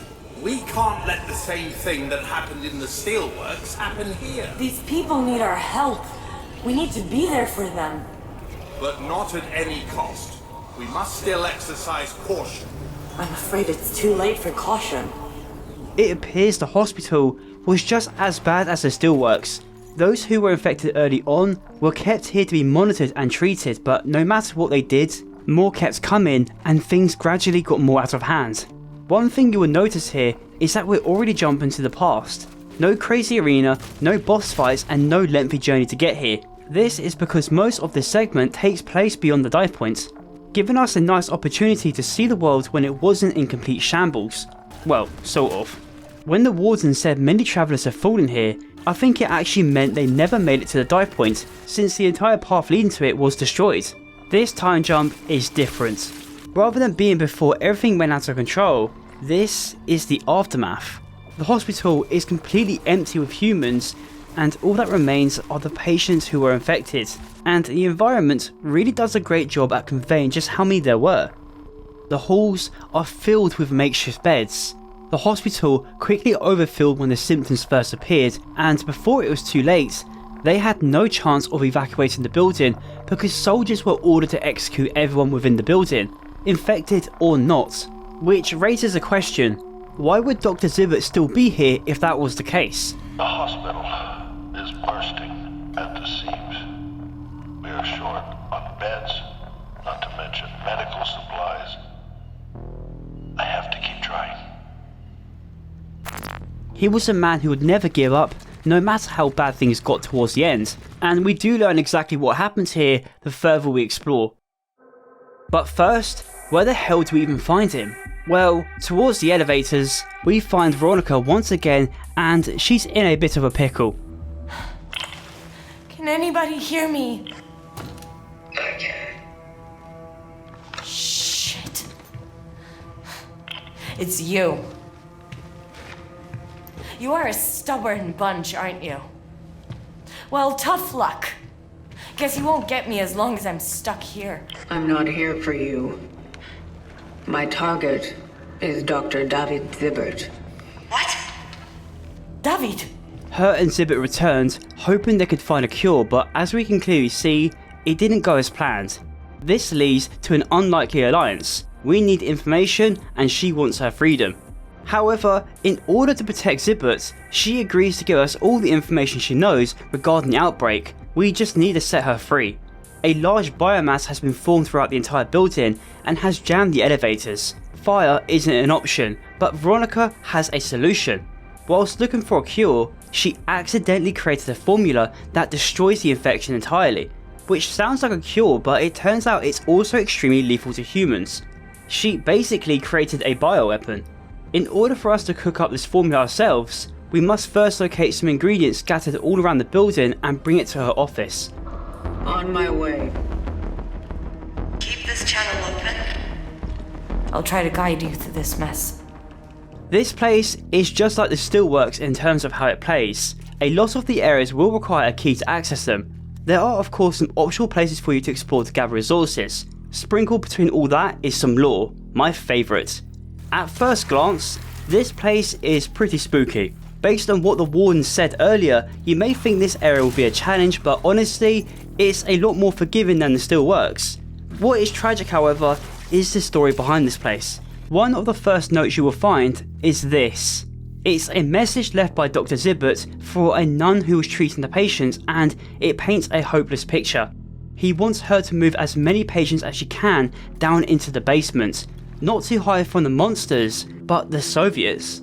This note is some bleak foreshadowing, because the basement is where the nest began to form. Bringing all the infected down here was probably the worst idea he could think of, because having a large cluster of infected together leads to them merging. We can find some absolutely haunting x-rays of this process. All their skin, bones, and even organs fused together, along with their brains. This will be very important later. We learn from Zybert's colleagues that he became completely obsessed over everything. He was accused of being delusional, believing he was humanity's last saviour. One note even brings up the idea of handing him over to the Soviets instead of waiting around to be executed. Zybert believed he was doing the right thing, but he was only bringing others down with him.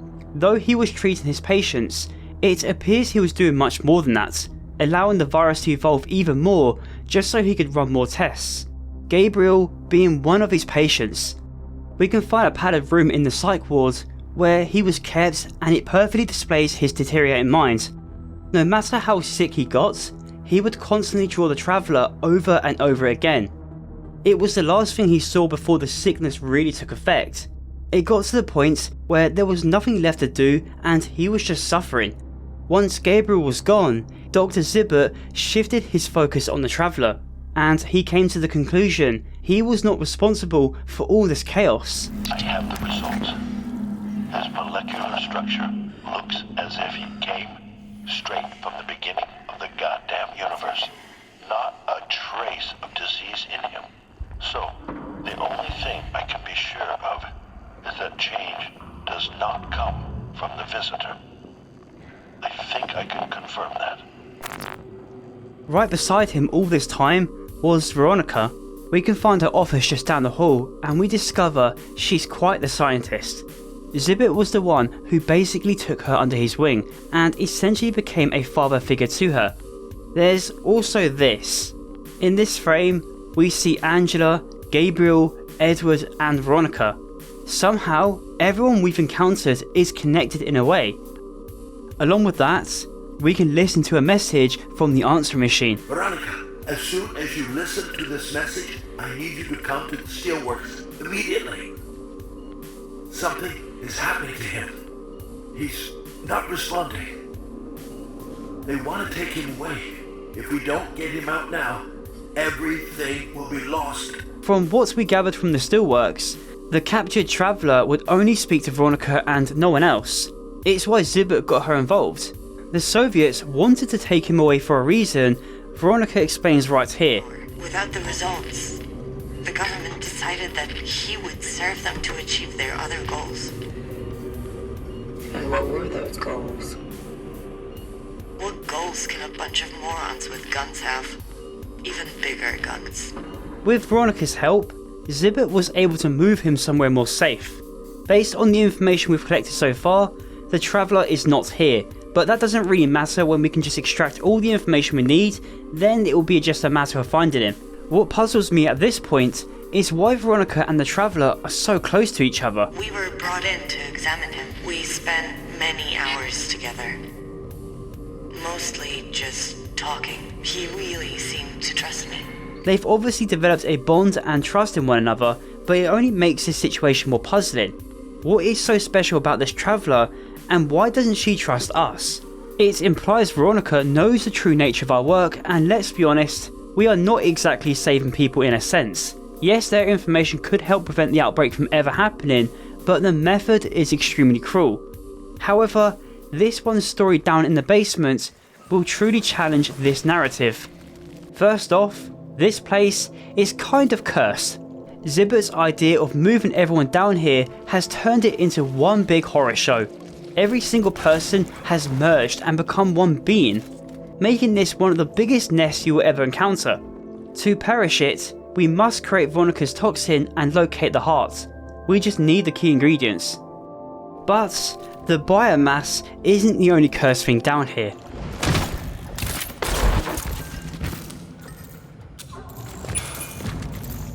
Our phylactery begins to malfunction once again, and there is one very good reason for that. Investigating the morgue, this happens.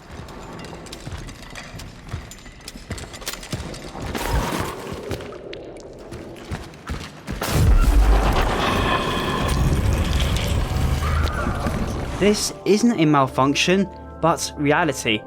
There appears to be a ripple in time here, sending us back into the far future, where we can still see the nest live on. The only way out of here is through violence. There is one issue I do have with this game, and that's the fact you cannot run away from a fight. You must stand your ground every time and ensure you don't spend too much of your resources. There's only strategy in combat rather than survival, if that makes sense. Like, if I think running away is the smarter option, of course I'm going to do that. But in Cronos, most of the time, you have to clear out certain areas if you want to proceed, which does make resource management a bit more frustrating. But then again, I think the gameplay is one of the strongest aspects. Yeah, it's frustrating and can feel like bullshit sometimes, but my god is it satisfying. Once we've cleared out the nest, a dive point appears, leading back to the past. Whatever this was, is way beyond our understanding. That doesn't seem right. This place seems suspended between space and time. She simply thinks it's a place stuck between space and time, basically meaning this was probably just a hallucination. But what the hell is messing with our phylactery? Well, it appears someone within the suit is getting emotional, and everything we're experiencing is a byproduct of that. There is some disturbing information you can learn down here, and it starts with this note. After an in-depth analysis of the boy's body, it has been concluded that he was not infected with the unknown virus. His body does not reveal pathological conditions of the bones or skin. No lesions on either surface. No infection on the internal organs were observed. However, it is difficult to assess what the immediate cause of death was. Due to the marks around his cranium, we suspect severe cerebral trauma. It also appears that he was exposed to a powerful electrical shock. The exact time of death is also difficult to assess. The cause of the boy's death somehow altered the decomposition process. Rigor mortis was not observed either. Further investigations are recommended, particularly given the similarities observed in other cases. And just like all the other suspicious deaths, this boy was also found with strange marks around his head, and I think we can finally conclude the cause of death. A traveller extracted him. My boy. My poor baby boy. In a different note in the other room, the mother personally sent a note to Dr. Zybert, and she's in denial. She truly believes the body wasn't her son because she knows he's been taken. The boy in question is Marcel Mazek, the boy from the missing persons poster. The mother obviously being Lydia, the soul who is residing within our suit right now. If you have her on you at this point in the game, it will alter your perception of reality, and these events can only happen if you extracted her. Along with those notes, we can also listen to a conversation between Zybert and Lydia. No, that's not possible. He is alive. Ma'am, you saw his body. Yes. But those marks on his head. Did you see them, Doctor? Everyone has them.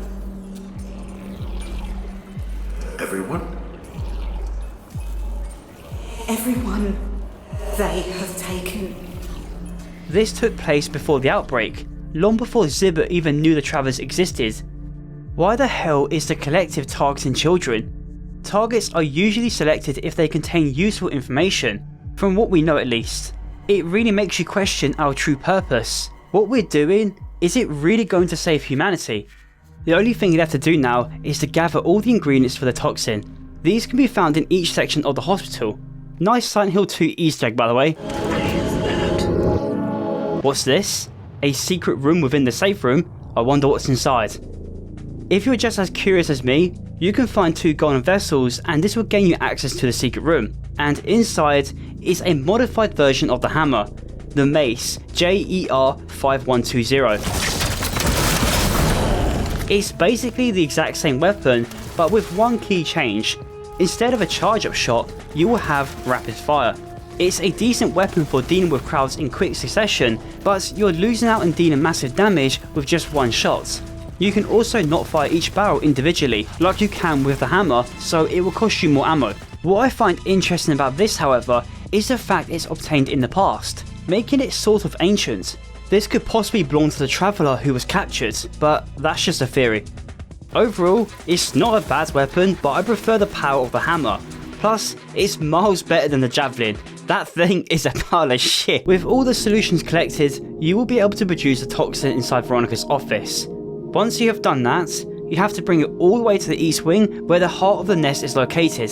The toxin will not only be able to clear the biomass trap in Veronica, but will destroy the nest altogether, as it will no longer be able to regenerate.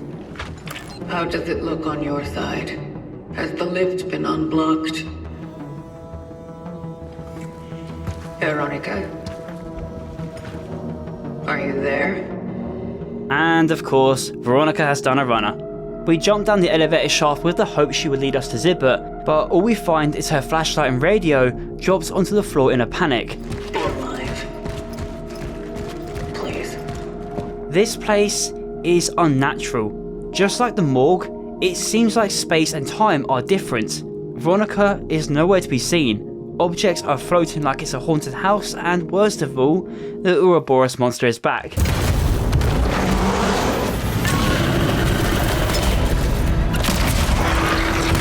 Just like before, fire is the only way you can hurt this thing. The arena does provide barrels, but you have to fabricate them with the emitter if you want to use them. Torches work just as well, but if the game is giving you stuff for free, don't waste it. This monster is exactly identical to the one we fought at the Steelworks, but now it's covered in a black substance, but the strategy still remains the same. In fact, you pretty much fight every boss exactly the same way in this game. Shoot it until it's dead.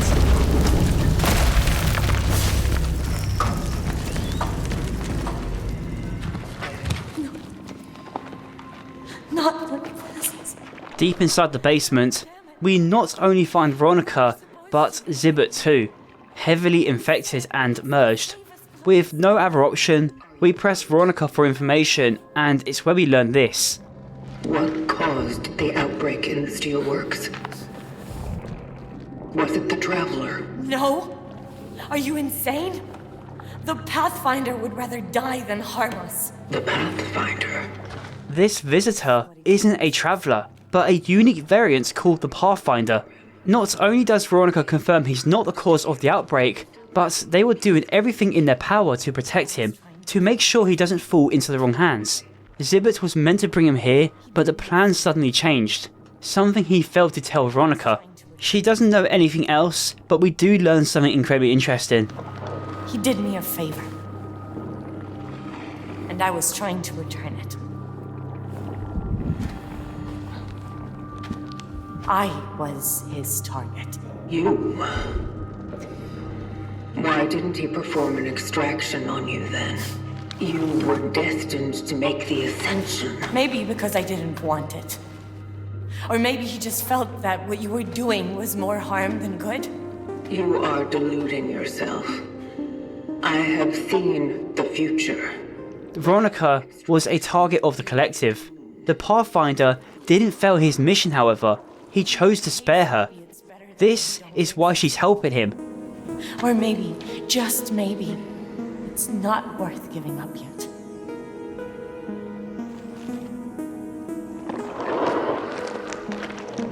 He can still help us find him. Okay? So you are fucking insane. Look at him, damn it! Desperate for answers, we yet again extract an infected target. Do it.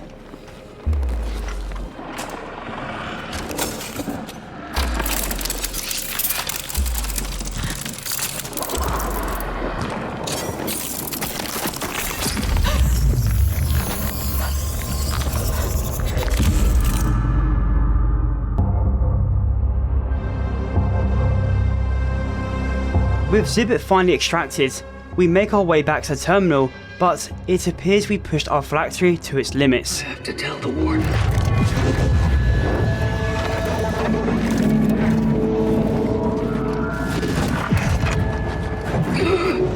Something's not right.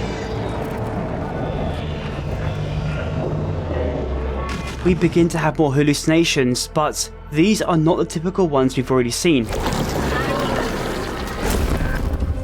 All the targets the collector selected reveal themselves in an otherworldly fashion. Togetherness. Everyone's already in place. People. Togetherness. Conflict. Conflict will always be found in society. Conflict. Yes? What is it? What's wrong? She. Fire spreading. Fire spreading. Oh no. It's happening. She called him dark.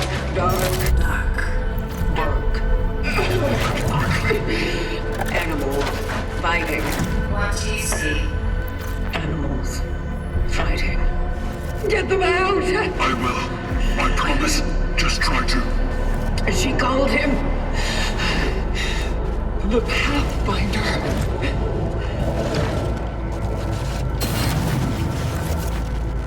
The Pathfinder.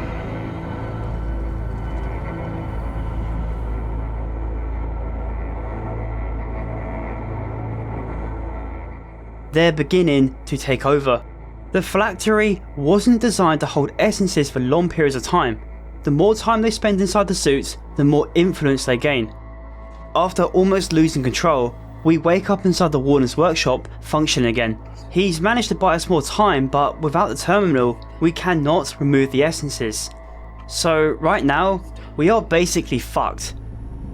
Unfortunately, they have bonded with you so deeply that they have become an integral part of your identity.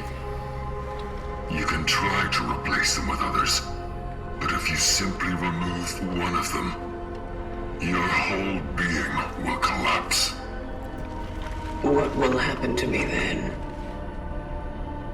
Eventually, they will win. They will take over and deprive you of your sanity, of your mind. You're running out of time. The essences have now become an integral part of our identity, and simply removing one will destroy us. The terminal is the only safe way to remove them, and the Warden has spent the entire game trying to fix it, so that isn't an option yet. But we still have Zybert to speak with.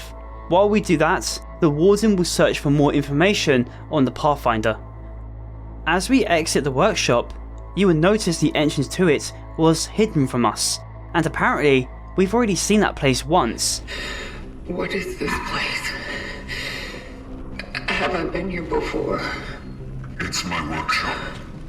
I've already brought you up to speed once here. When you first connected to the terminal. Bit sus. Entering the terminal one last time brings some bad news.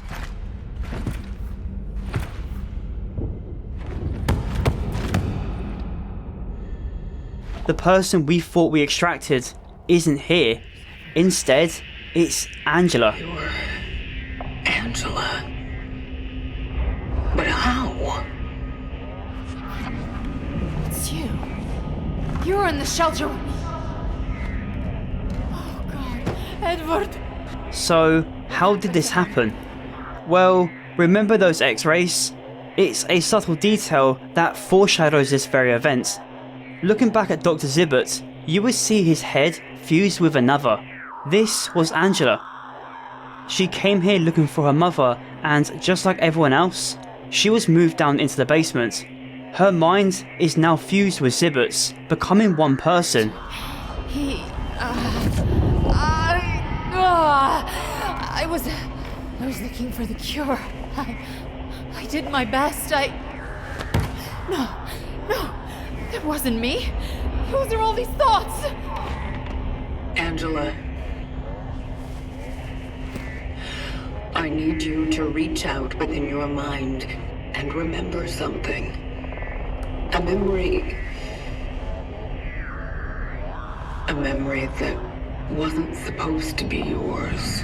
The Doctor is here, but not in the way we expected him to be.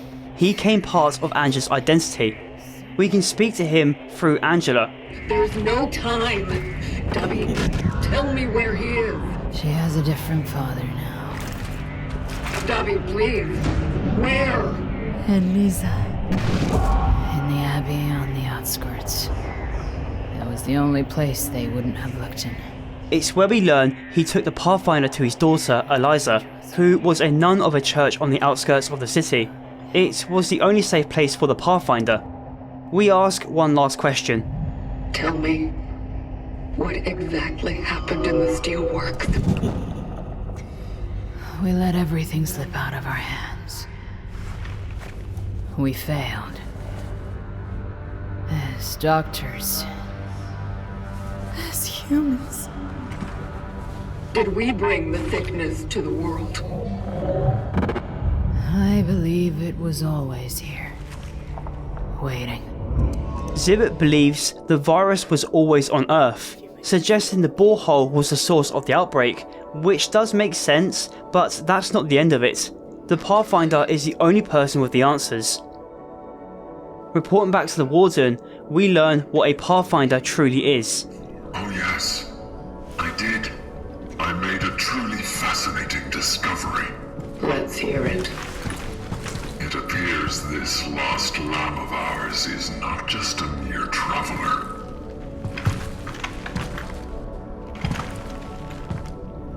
You see, to be assigned to the role of a Pathfinder is to serve as the vanguard among all those awakened to fulfill the collective. A Pathfinder is the vanguard for the collective. They created all the time rifts for travelers. They're more powerful, unique, and most importantly, independent. The Warden believes we will be able to rebuild everything if we harness the power of a Pathfinder, but we don't know for sure whether or not they will be on our side, since they did go rogue. By sparing Veronica, it tells us that this Pathfinder has something we don't: individuality. His actions are entirely his own, since a Pathfinder requires more independence, which has clearly backfired. Maybe we need to listen to the voice of those we want to save. Such is our calling. I promise you, this will give us all a chance for a fresh start. You need to trust me. Can you?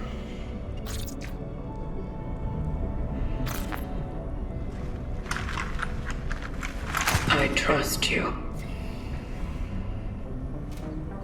With a new objective, introduces a new target, Eliza. We will need to use a different tram line, but the entire side of this station hasn't been repaired. Thankfully, the Warden has provided a new tool that will help power it back on. This conductor will allow us to connect generators, and that's all it does. I won't lie, this segment is just more padding and nothing really significant happens. Except in one place. Deep inside the station, this happens. Where is he? Up these stairs, we can find another fallen traveller holding onto an essence that will change this entire story.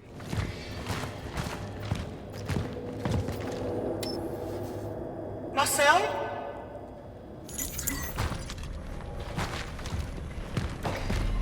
Establishing connection with the phylactery.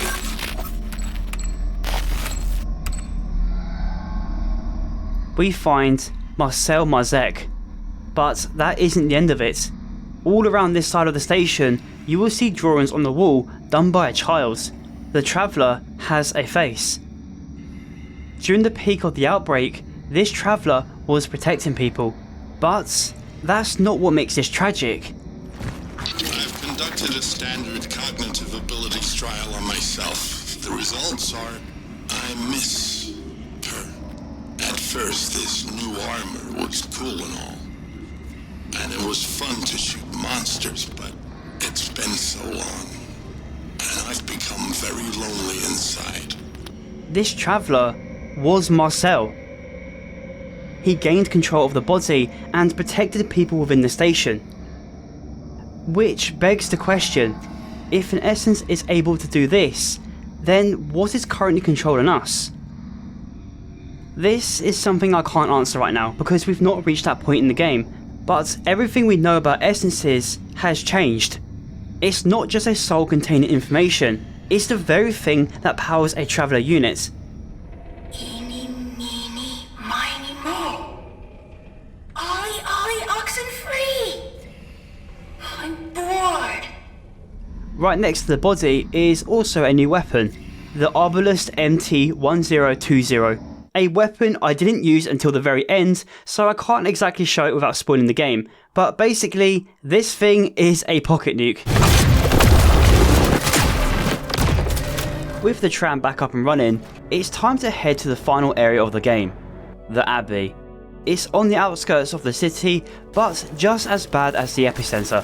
In fact, this place probably has the highest concentration of monsters, and there's one spooky reason for that.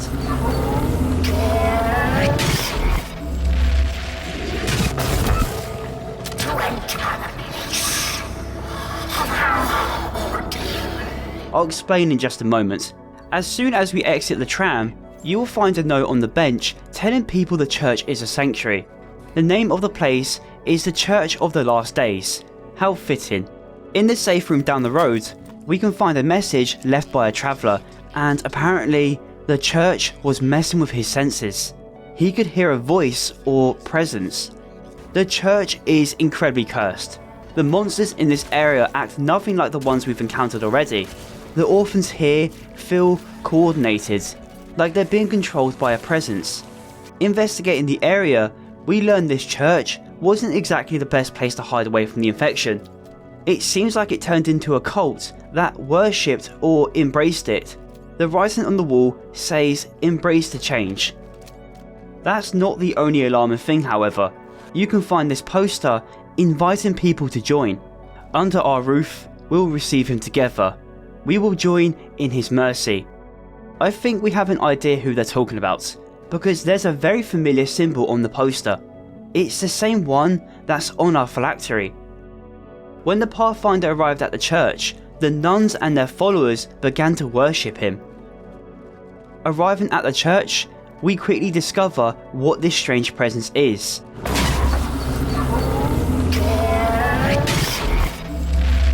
It's a voice, not from within our suit, but the church.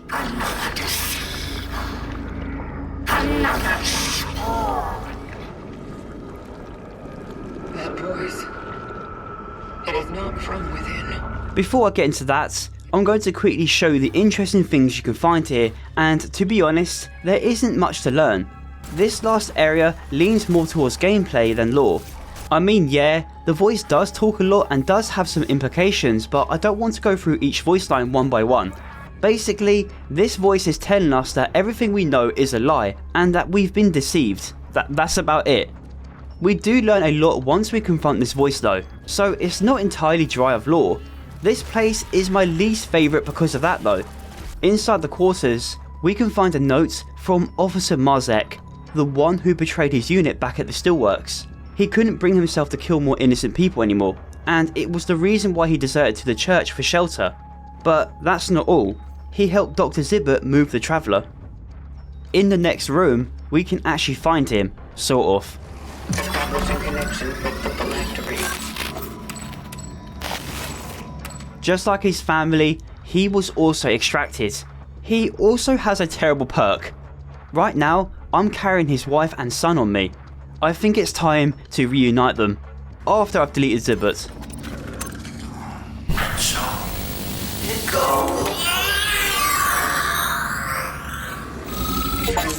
Hell yeah. Oh yeah, I forgot. You can also find the final weapon here in the safe room, the Lance REV-1411. It's basically an upgraded version of the Javelin, and it's still a pile of shit. Instead of homing projectiles, it has a quicker rate of fire with a charged up shot. Still weak, still eats through ammo, and still a waste of currency and time. Again, this could be decent once upgraded, but the ammo isn't exactly as common as pistol ammo, so you will hardly be shooting this thing. Let's just confront this voice already. In order to get inside the church, we must first collect items from the nearby crypt and bring it to this door. This is where the game greets you with its very first puzzle, one that a child probably could solve. We have to place the items in the correct positions using the provided riddle. Basically, just look where the items are in the description and then match it with the statues. It's that easy. Once inside, it's where we meet this voice. Or should I say, Eliza.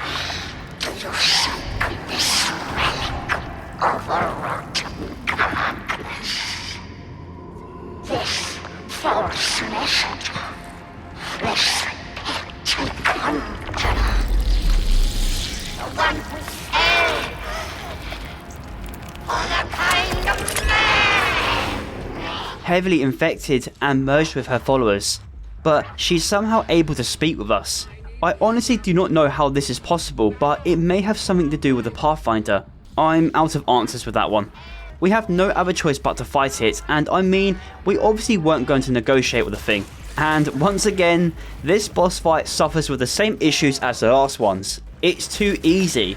You basically have to destroy these glowing balls around the church. More will appear as you destroy some, and there's quite a lot to destroy. Ammo might be an issue here. When I got to the second phase, I was completely spent and had to resort to melee, hoping they would drop some. You can only destroy the final ball by shooting it, so if you're out of ammo, you're kinda screwed. I was getting absolutely swarmed here with no resources, but eventually an orphan came in clutch.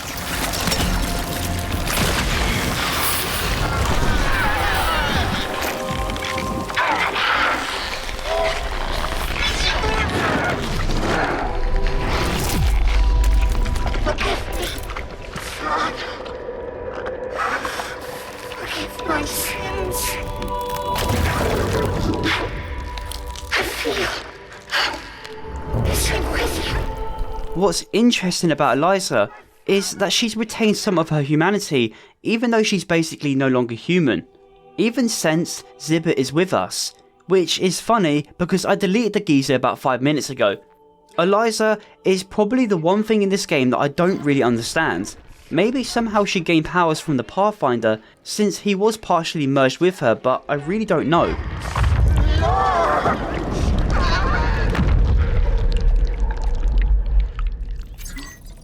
With her gone, we can finally retrieve data from the Pathfinder, and it's here where the game has its first twist. Is gone.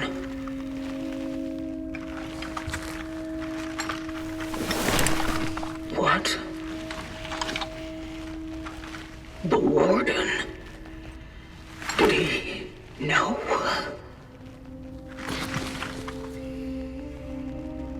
Why hadn't he told me?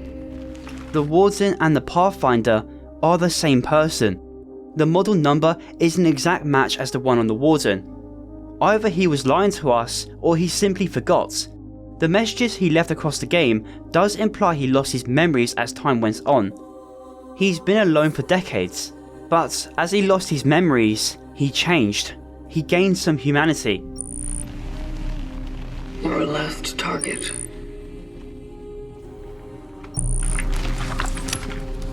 Veronica Kaminsky. Did you stop because of her? While examining the Pathfinder's body, we discover a message left in his data log. It's an explanation and a warning. This is a warning.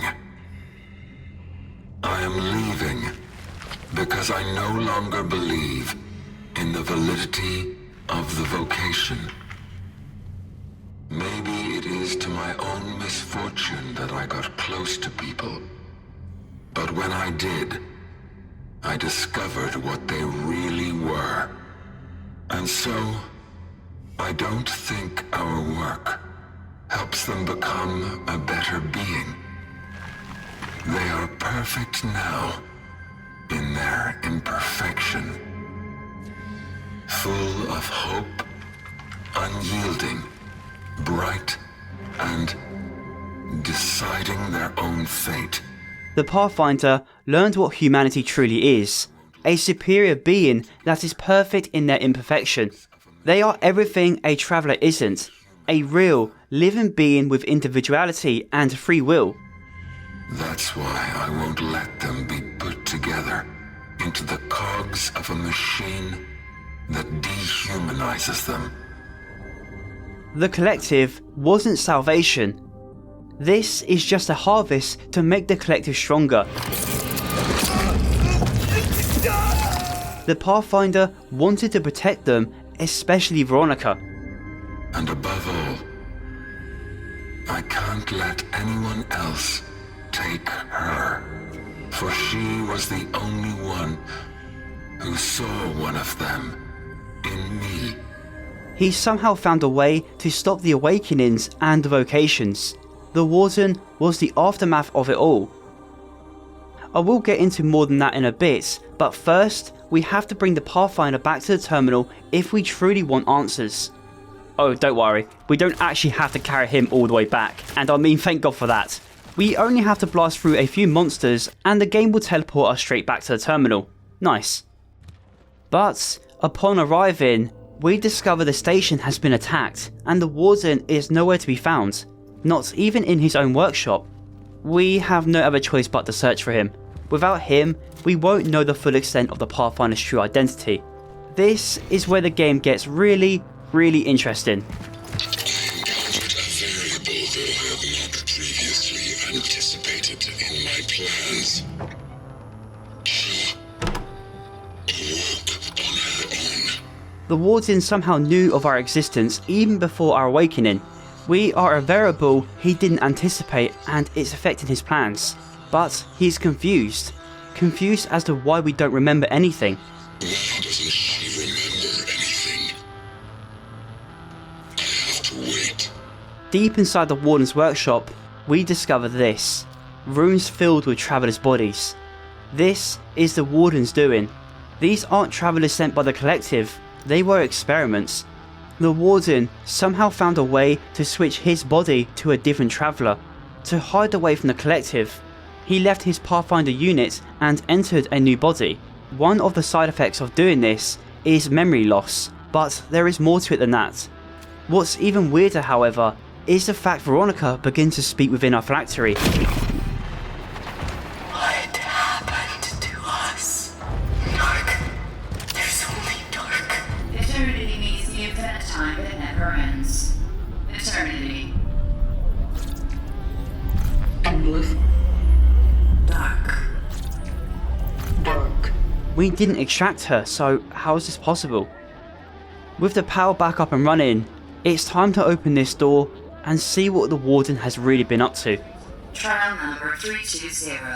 Essence implementation successful. Access protocol successful. Traveler NT-3576 operational. Essence implementation.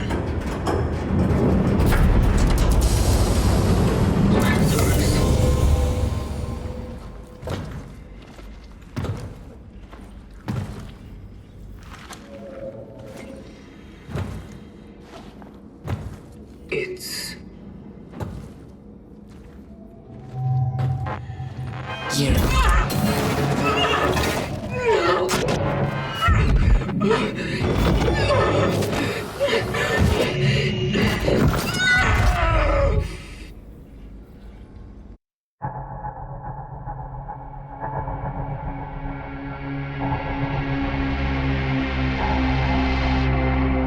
Okay, let's start from the beginning. Throughout this vocation, it's become clear the collective are not here to save humanity in a sense. They believe by forcing people against their will to join them is their way of saving them. But we've learned what an essence truly is. It's the very thing used to build a traveller. All travellers carry an essence that's completely dehumanised and serves the collective. By travelling to the past and harvesting more people, it's an endless cycle. We were made to believe we were saving them from the outbreak, but not even the collective understand what it truly is, but it doesn't matter, it changes nothing. The source of the outbreak is still a mystery, and I will go over what I believe caused it in just a moment, but we need to talk to the Warden. Or should I say, Pathfinder. No! What have you done? When he was held captive, he became close with Veronica. Through her, he learned what humanity truly was and eventually fell in love. But what happened here? Well, the Pathfinder couldn't save Veronica from the outbreak, so he extracted her and tried to create a traveller who would carry her essence, hoping she would retain her humanity. This goes a lot deeper than that, however. So let's instead talk about Traveller ND3576, also known as Veronica. Well, not quite. She does in fact carry her essence, but is in no means Veronica. She is completely dehumanized and continues to serve the collective. Which brings me to the purpose of her vocation. The collective are seeking the Pathfinder because he has done something that cannot be stopped by ordinary means. The Traveller we control is the only way they could find him. She tracked down and extracted those who were close to Veronica.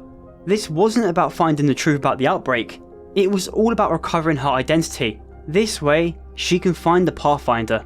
However, this is just a theory of mine though. But who awakened us? Was it the collective? Or was it a spontaneous event the Warden triggered by experimenting on travellers? This isn't clear, but I personally believe the collective activated her so that she could seek out the Pathfinder, but again, just a theory. This is when he confronts us. Beginning to accomplish something, just when you were starting to be complete. You have ruined everything, you monster. Monster? It's you who made me this. The Warden is obsessed with Veronica, trying his very best to resurrect her, but we destroyed it. He's fully aware of what we are, but he knows we are not Veronica, despite carrying her essence. You are not her. Even though he claims Veronica was going to save humanity, I think it's safe to say this wasn't his motive behind this. He only cared about her and no one else. His end goal was to create a traveller who would carry her essence and retain her humanity. We are the result of that. But we still continue to serve the collective, because that's how they're naturally engineered. New future, this new chapter, and you would make it your own, that you would be free. And instead, you chose to serve. For decades, he tried to work around this but never succeeded. Do serve well. And so I still have a chance to start all over. And this time, I will get everything right.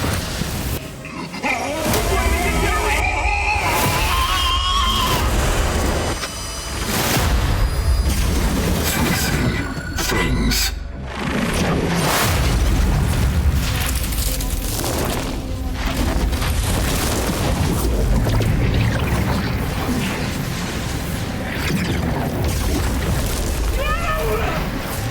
Chasing the Pathfinder through the rift greets us with a phone call between her and the Pathfinder, and it's quite telling.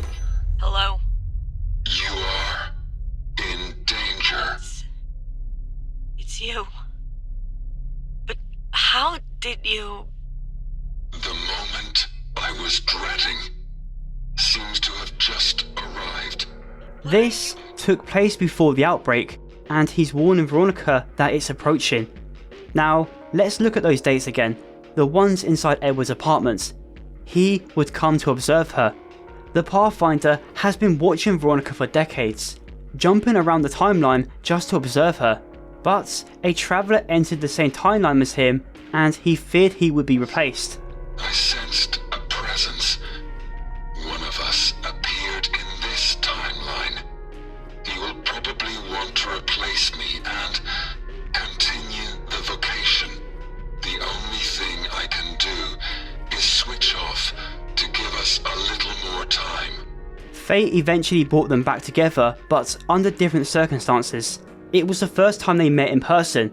We can listen to an echo between Zybert and Veronica, and she claims he knew him before the Steelworks. It's better you... Veronica, I need to know.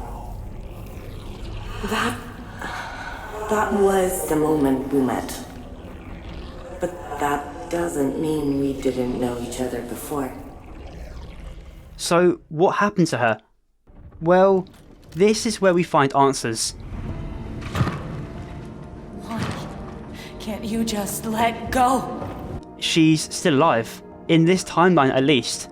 The Pathfinder took her to the future to avoid the outbreak and hid her from the collective. We try our best to convince her she's making a mistake, because if she sticks with him, the cycle will repeat. He told me that you'll come for him. That the collective would punish his disobedience. I am not of the collective. I am not like him. So, who are you then? I am... you. You are nothing.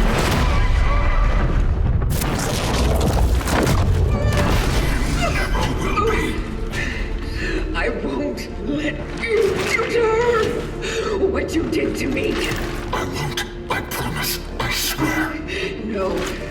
You need to stop this right now. Stay out of my way.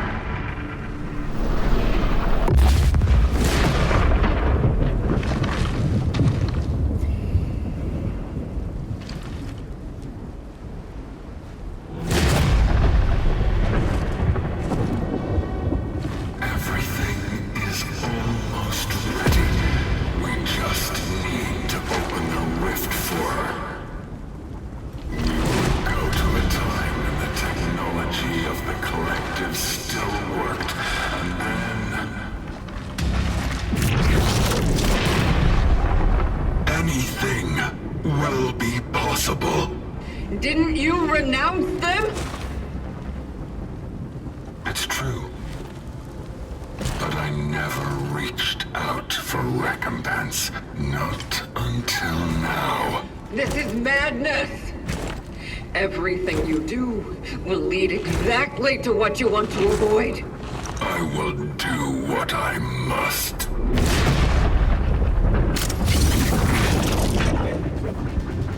This leads into the best boss fight in the game. This shit goes hard.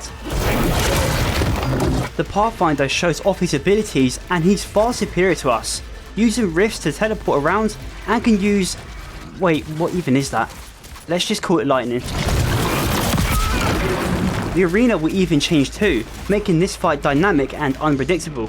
To avoid some of his attacks, you have to jump to different platforms, which gives you a nice chance to slam him with the Arbalest, aka the pocket nuke. Ammo for this thing is extremely rare. I only had about 5 shots for it by the end of the game, and it deals a shit ton of damage.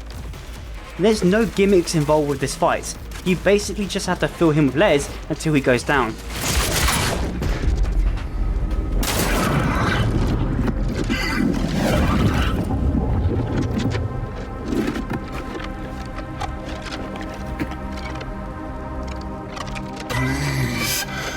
Let me try. This is it. The final choice in the game. No matter what we say, the Pathfinder will continue to beg. He keeps saying there's still hope with Veronica, but we know his true intentions. This isn't about saving humanity to him, it's about saving his selfish obsession, one that Veronica isn't aware of. He made her believe she is their last hope and wants to go with him. It's better for this to end now. I told you. What he's doing here is not going to save humanity. We either kill the Pathfinder and end this madness, or give humanity another chance. It's a moral dilemma. Their fate is in our hands, and it would be selfish of us to take away the potential chance of saving the world. Sparing him leads to this ending. The Pathfinder takes Veronica to a different timeline.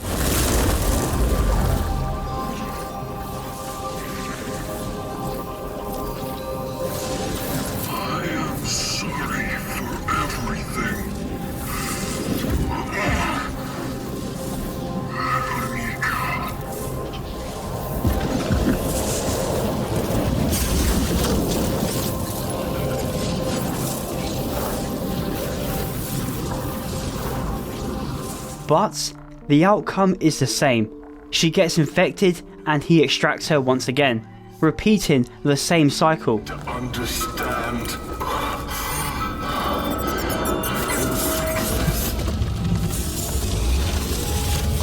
We are trapped in a loop. Eternity means the infinite time that never ends.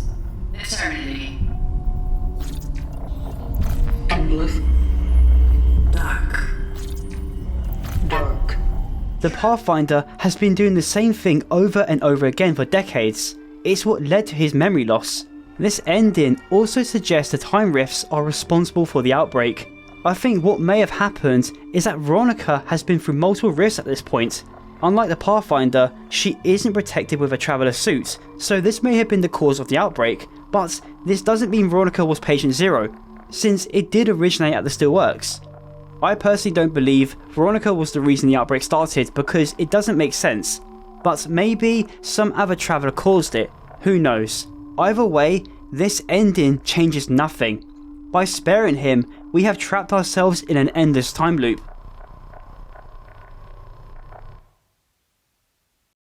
The second ending though, changes that. By killing the Pathfinder, it erases our existence. Without him, Veronica doesn't get extracted, meaning we can't possibly exist. We are free. Before we get Thanos'd, we give Veronica a way out, but her fate is the same regardless. Open up, Edward! Open up! Please!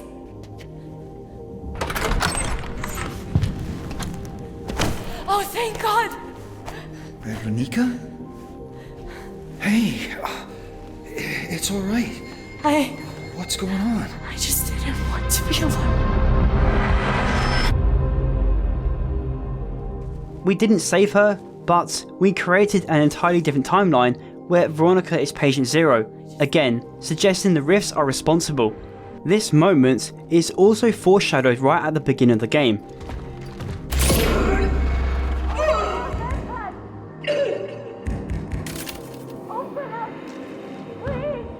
In order for the time loop to end, the Pathfinder needs to die. He is the root cause of everything. As long as he exists, Veronica will never be free. However, there is a third ending, where we realise we're stuck in a time loop. Why would you even care? I am your past, damn it. You could just go away and be free. What? It already happened. It's happening all over again. Instead of killing the Pathfinder and sending Veronica to her doom, we instead begin anew.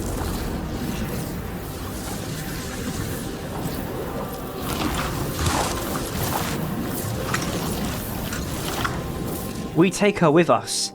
This way, we prevent a future time loop and can continue Veronica's work. There's still hope for humanity. But this ending is pretty vague. The game closes with a cutscene suggesting the Traveller took her to the Collective. This is considered the true ending of the game, and it might be a sequel bait, but who knows. There is still one question left though. What started the outbreak? In my opinion, it was already on Earth, and the Collective messing with time is what triggered the outbreak, but honestly, I have no fucking idea. Maybe Edward was actually right. It came from the borehole that was dug at the Steelworks. To me, that makes the most sense. In the end, I'm glad Bloober decided to keep it vague, because it adds a lot to the discussion and to the cosmic horror of the game. So that was Cronos. In my opinion, one of the best sci-fi horrors made in recent time. I've been rough towards Bloober before, but they've proved me wrong with this one. I didn't consider Silent Hill 2 their best game, as it wasn't entirely theirs, but this was 100% their work, and fucking finally, they made a fun game with a fantastic story. Anyways, I'm spent. This video took quite a while to make, and I hope you enjoyed it. If you like content like this, then consider subbing, and don't forget to leave a like on your way out. Alright, I'm going to take a break from YouTube for about 10 months.